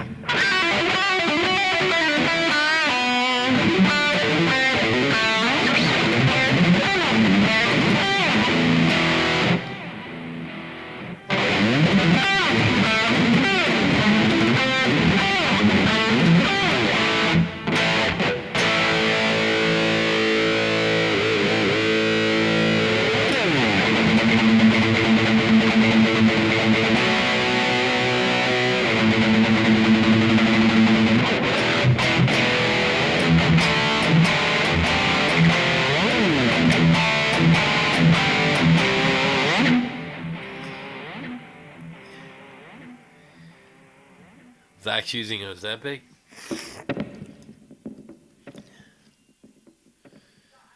Oh, what's up, Michael? It's all good.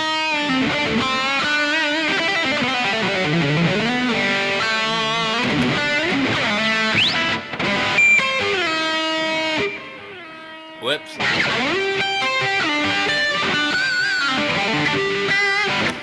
So that's it. So here's a great idea. Well, I was talking about before taking other people's licks. But what if you take other people's licks? Like I redid this Eric Johnson lick, just 3 strings. What if you use that idea in the pentatonic, but then you use the Steve Vai lick going into it?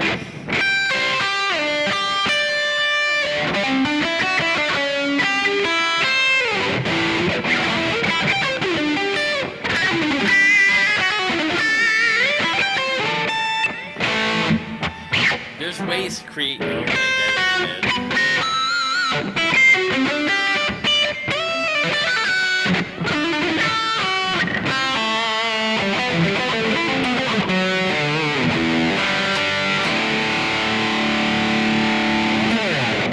What have I talked about? Rick Beato, this code thing. I didn't see his video yet. Rick's the fraudster. He's a union fraudster. I just think Rick Beato's full of shit.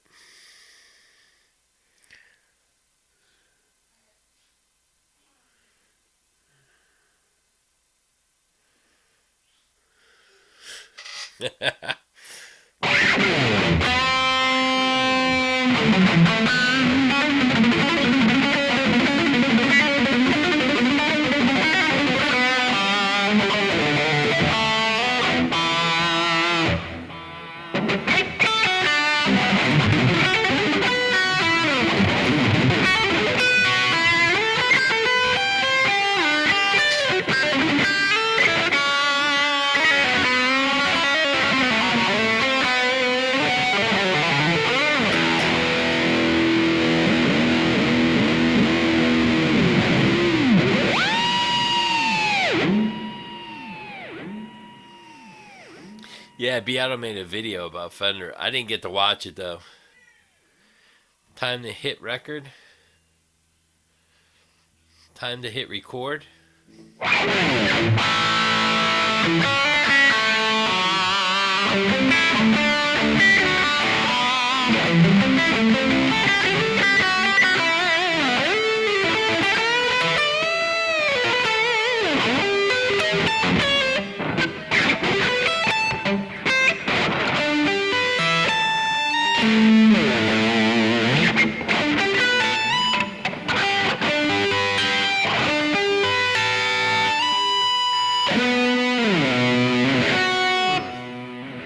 Lick ideas. Yeah, later, Deer Creek.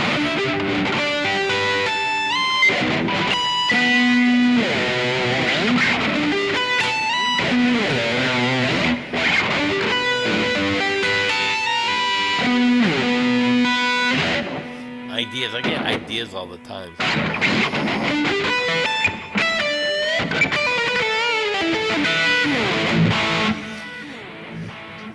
If I had a nickel for every hit song I wrote, that I never recorded and forgot about the next day.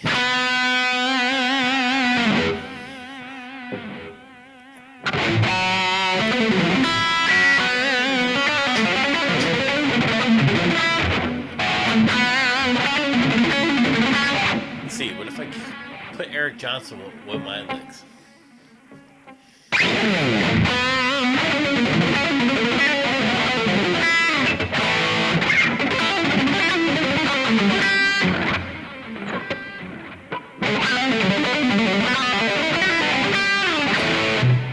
Not bad, not bad.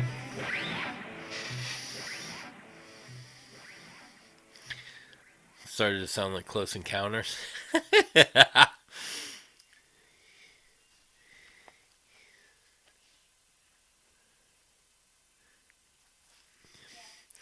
Yeah, anyone that throws Fender under the bus shouldn't even talk about Fender.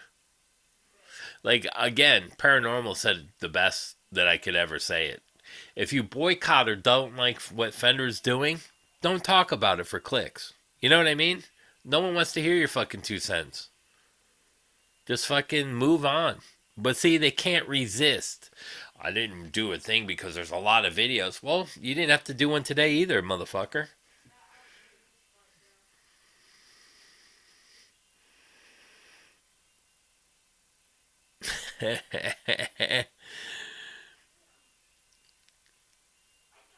Yeah, I saw that. Just make a hit song now. So, hey, what's up for a dog? Yeah, my days of writing, I'm almost done. The purple strat, yeah, it's a custom. It's got a detune on it and everything. It's got a pearly gates in there, 2 noiseless pickups with the Floyd Rose. You ain't getting that one, Joe. That Joe, that's my Kiesel I put away. That the purple strat might go away. The purple strat and my white Kiesel are the most songs that I've recorded on and wrote hit songs. My purple strat and my white Kiesel. Those are the two guitars that I've. Yeah, Fender brings them the clicks. Yeah, so the Fender, I don't even know how many. That's one of my main guitars that I wrote for years on end, and so is the Kiesel. The Kiesel went away. Now I might put that one away. Ooh.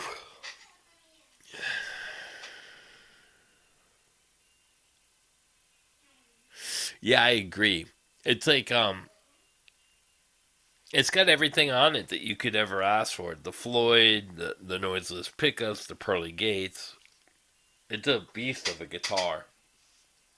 And it does it's thick. It's got like a really good thick warm sound to it, you know. And I really prefer the humbucker single because even though I like humbucker with the singles I can get into those stratty sounds and the telly sounds.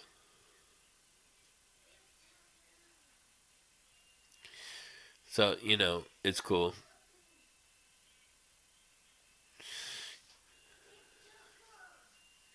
G Day. I gotta get used to saying that.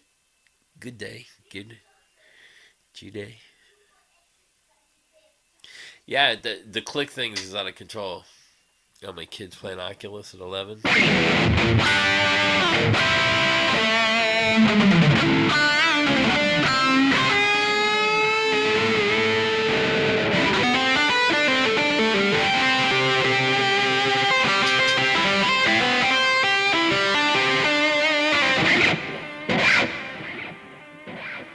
Yeah, I made it to the Quiet Riot show. It was alright. I didn't get to talk to any of them. I talked to Vinny. That was his godson, and Abby, the mother. No one was there that I didn't know anybody there. It was weird. Black Crows were playing down the street.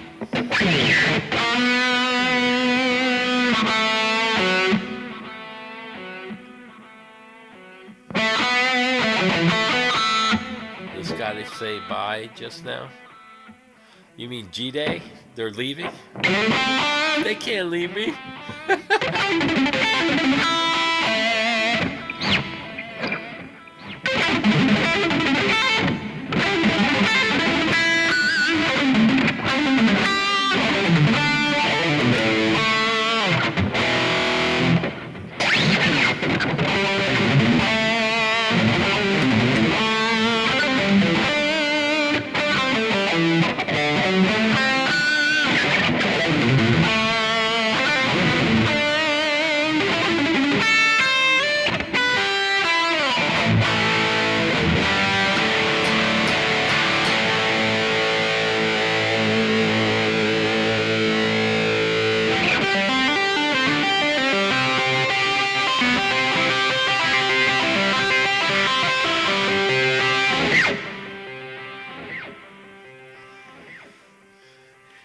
The telly pickups really cut through, yeah. Robert's doing good. He just 2 days ago. You'll probably see some footage coming out. There's nothing on YouTube yet. He just did the Ronnie James Dio thing for Eddie Trunk. It was like a big show.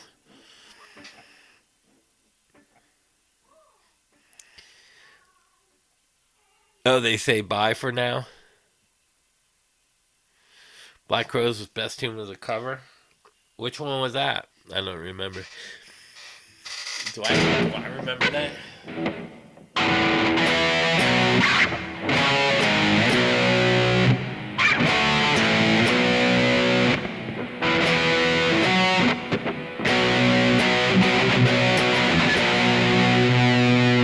Except with the Floyd Hughes.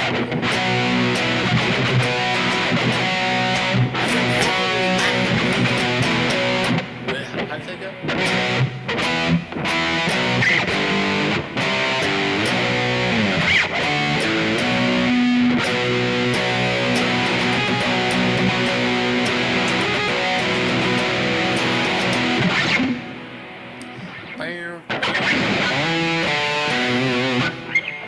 It's a lick, right?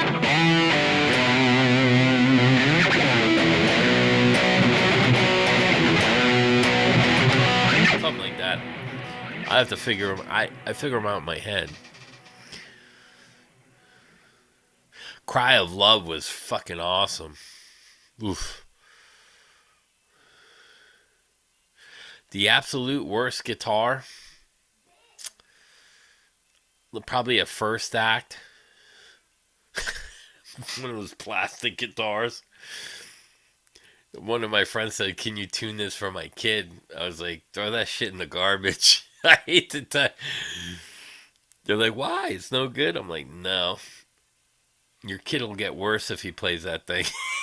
You don't know how to play. I go, exactly. The Wolfgang, the HP.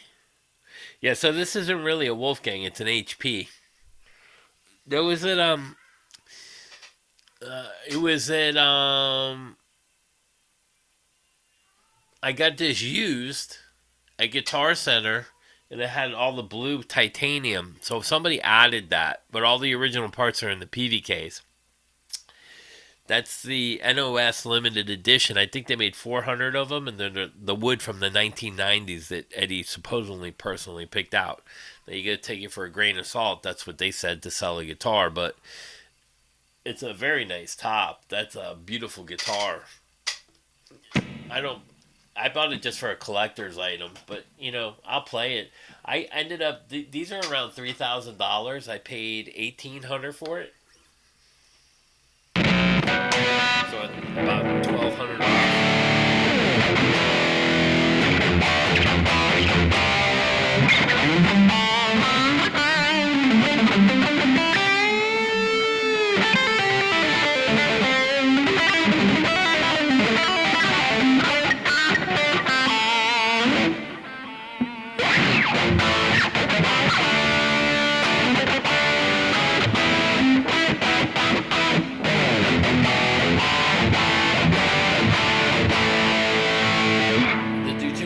On and everything. It's kind of cool. It's got that blue. Stays good, right?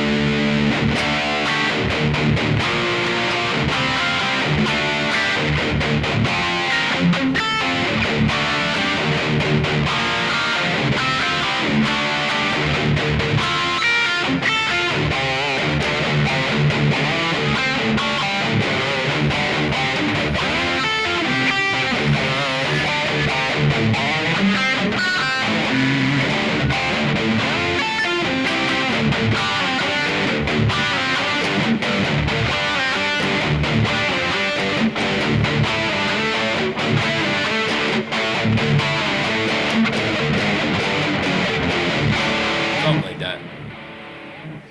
That's a great sounding guitar.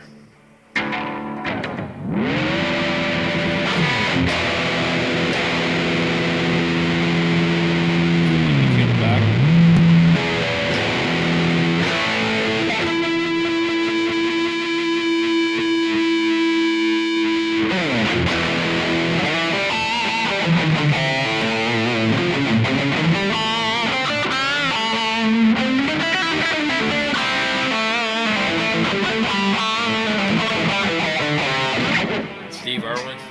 Yeah. Brothers Kane was awesome too.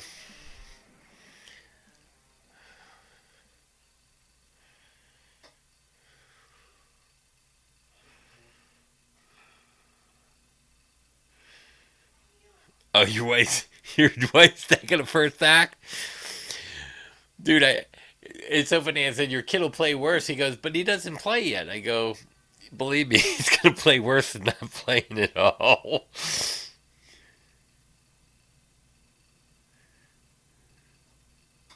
Oh, yeah, it's a great, it's got, it's a great guitar. I don't know. And then you see, you can see that it's a PV, but it's a HP. That's a nice guitar.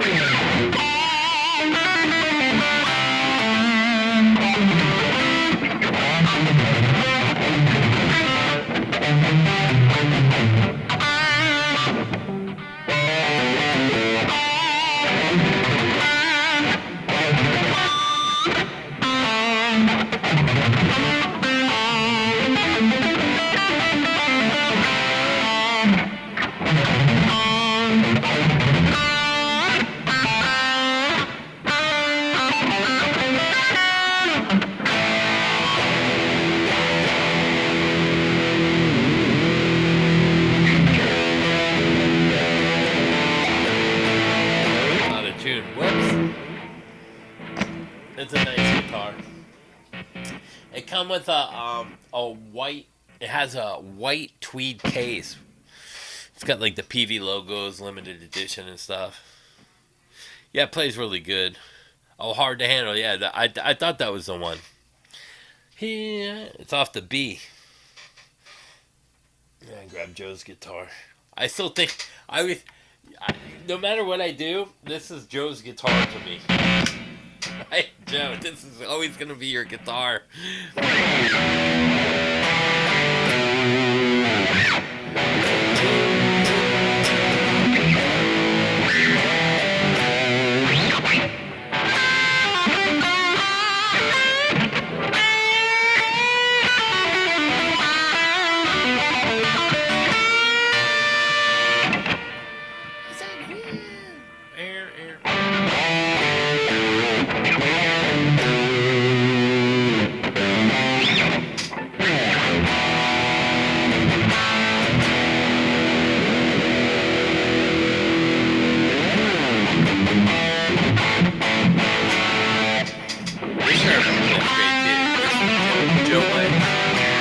If you look at the comments, me and him traded guitars.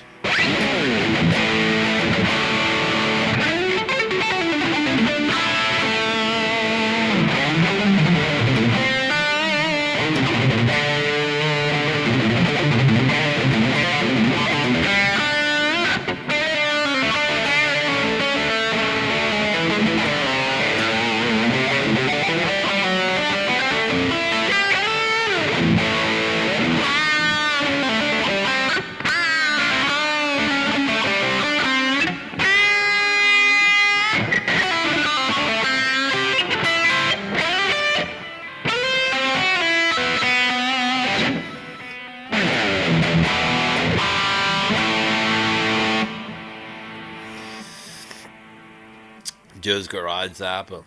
That's a good one too. Oof, my back. It's starting to fucking kill. Yeah, I'm probably going to have to take off. My back is getting shot. I take medicine before I come on the show to help me for my back. And then it wears off in like I mean, I came on here, what, 8, 9, 10, 11, so it's 3 hours. The medicine's only lasting me 3 hours at tops. So like I did a long stream just to see how long I could go. It was 5 hours. I took a medicine before it, and then I said I had to check on my kid and took a pill. I didn't want you guys to know, so I took another pill. Yeah, this is a badass guitar. I traded Joe. I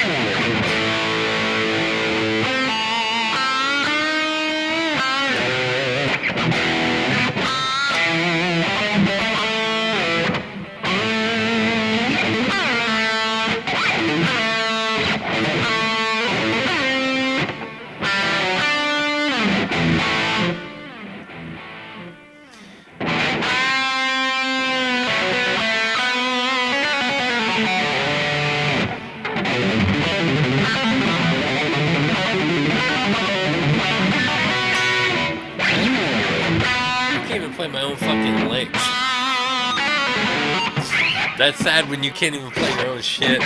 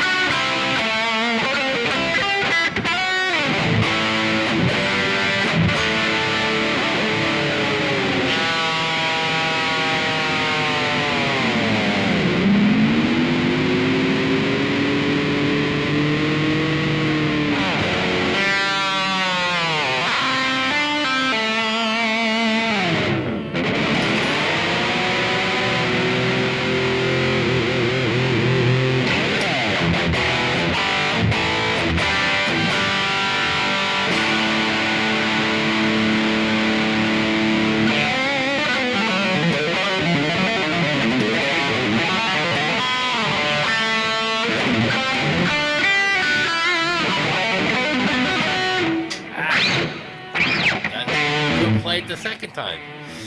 Oof.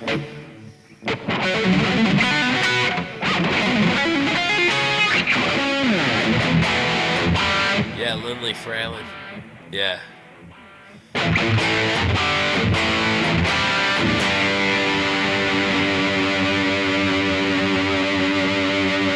Bobby Round.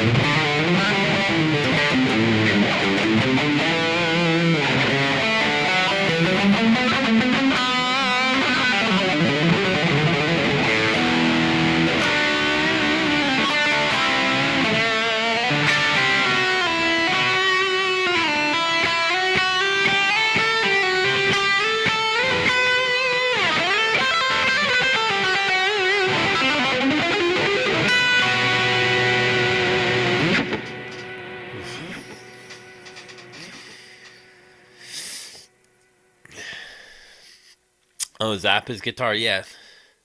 That's what I loved about Zappa, and that Dweezil kind of had the same mentality in a weird way. Like, even Dweezil's after sound. And what I mean by that, it, like the pentatonic scales, he would do all these.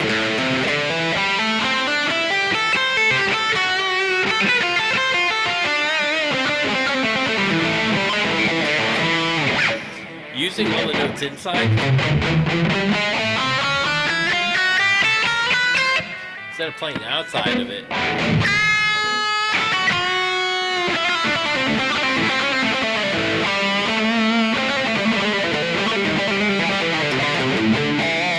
Those are all chromatic.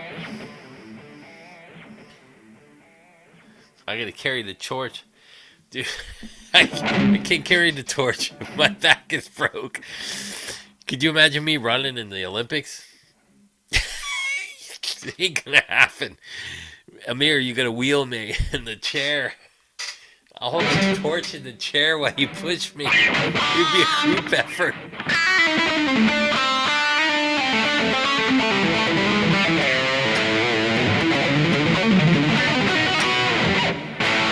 There we go.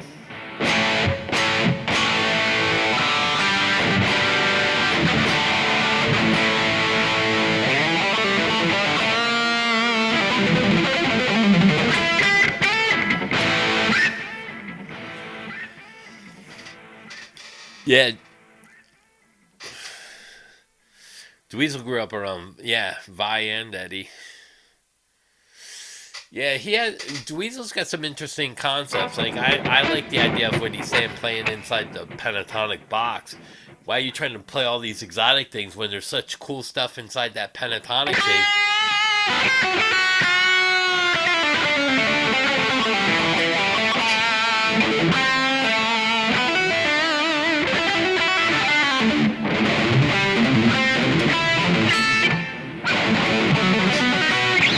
There's so much in that pentatonic that I could get 1,000 licks out of that one shape.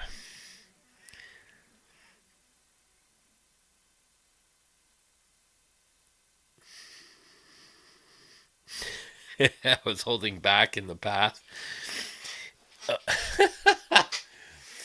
Well, there's a lot of stuff that I don't play, to be honest, because it's some of it's complex.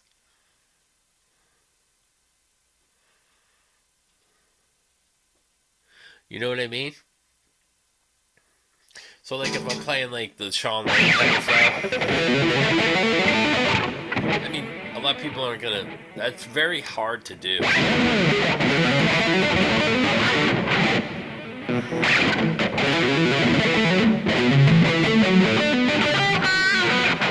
Most people aren't gonna have their fingers go two different directions like that.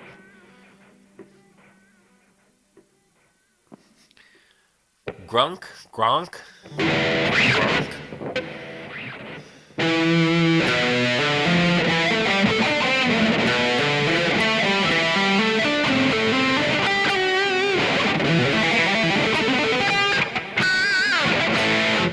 That's my Gronk lick.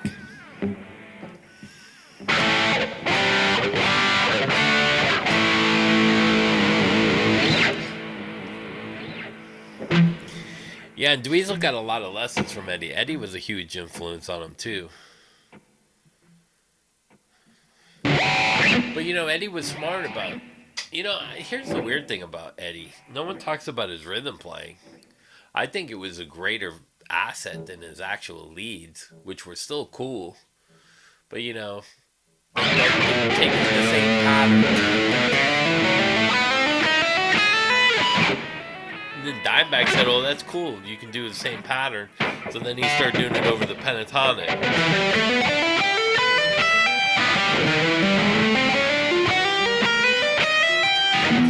So there's a great similarity in the way that he approached that. He stole it from Eddie, but he made it his own, which I think is really cool.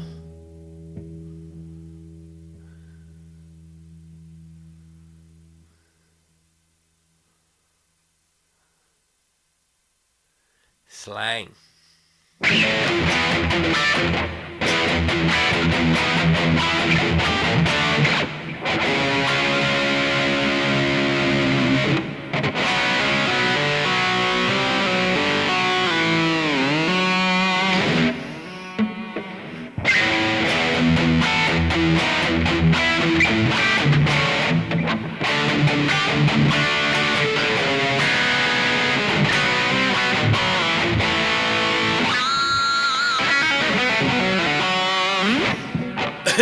You can throw the Eric Johnson link in there. Go here. Instead of the pig scrape, you could do the.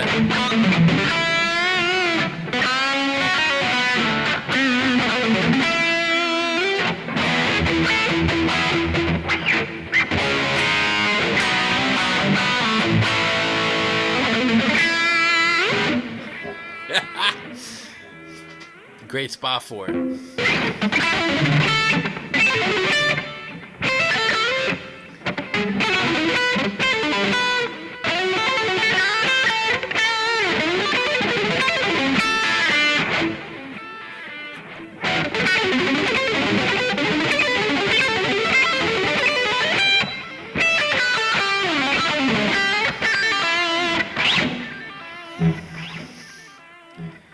Naproxen, dude, I take that all the time.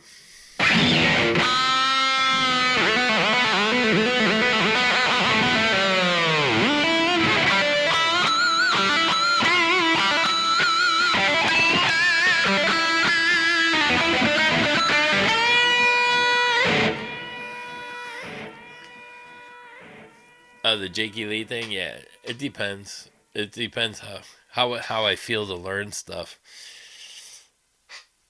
I'll probably have to go soon. Maybe 5 more minutes I can withstand.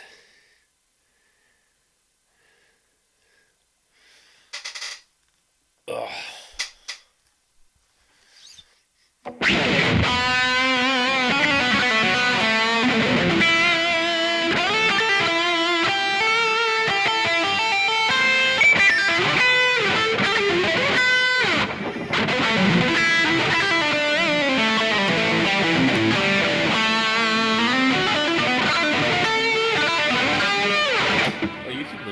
Dude, what if you move the pivot?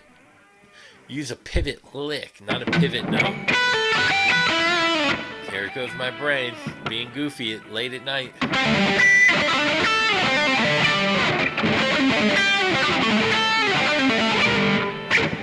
That might sound good too.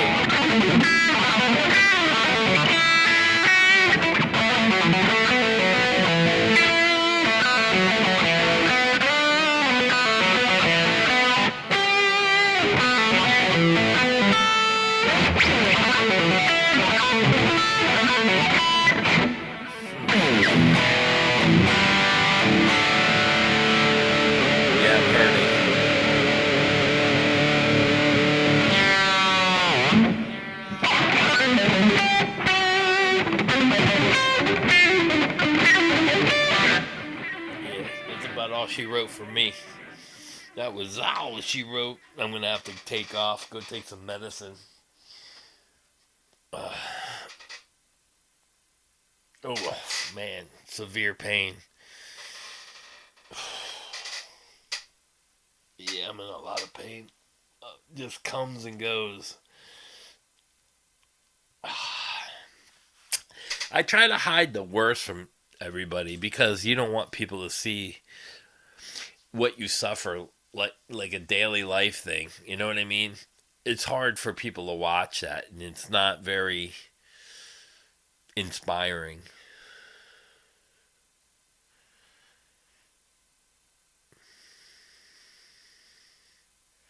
The backstage thing, I didn't get to go backstage with Quiet Riot. No one was allowed backstage. I don't know why. The only one that went backstage was Vinny. He was the godson to Rudy, and then I ended up talking to him and exchanging phone numbers and stuff. So yeah, I didn't get to go backstage, but I did. Sent some pictures of Rudy to Robert Sarzo, his brother.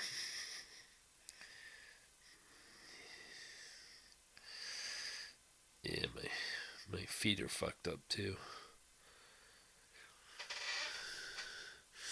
All right, everybody, let me take off and then put the kid to bed. I know it's summertime for him, summer vacation, but I don't know, what is today? Tuesday? Wednesday, Thursday, Friday? I'll probably do another video some more licks for you guys. Is there anything you guys want me to cover as far as topics in a video? As far as stuff some of you guys want to know?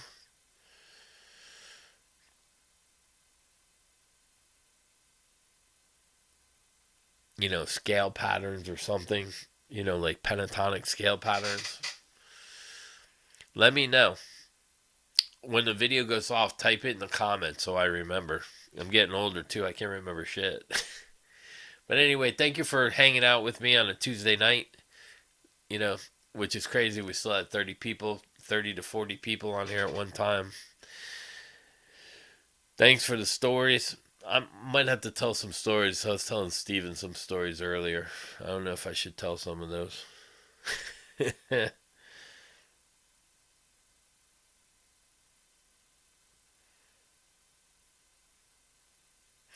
Yeah. I couldn't even get to them. Like, even the security guys, some of them knew who I was, and they're like, "Man, I wish I could take you back there. Unfortunately, if I do that, I'll get fired." So songwriting process. Yeah, we can go over that. Maybe I'll do a track on that. What kind of songs, Scott? Rock songs, or the stuff that I write, like this stuff.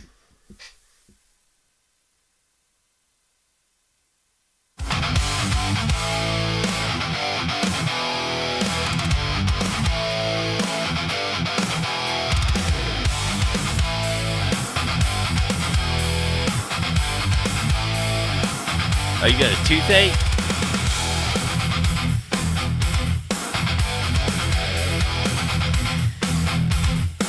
Thank you everybody for yeah, maybe I'll do like a quick, like a verse and a chorus or something like that, and I'll just show you the basic parts on. Maybe I'll film it. We putting it into the recorder. The stuff I write. Okay. Yeah, no worries. Maybe I'll do a video on that, and I'll record everything, the process of in which I put that do.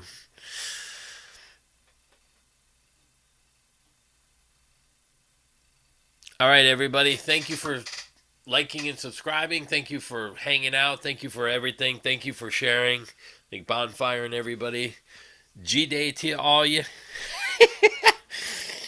And have a wonderful night. And I'll do a video, and then maybe Friday night I'll do another live stream. Yeah, I'll film it. Like I'll have to do a video and then see if how I come up with the idea. It's a riff idea, and then I turn it into a song. All right, everybody. Peace out and have a good night. Peace.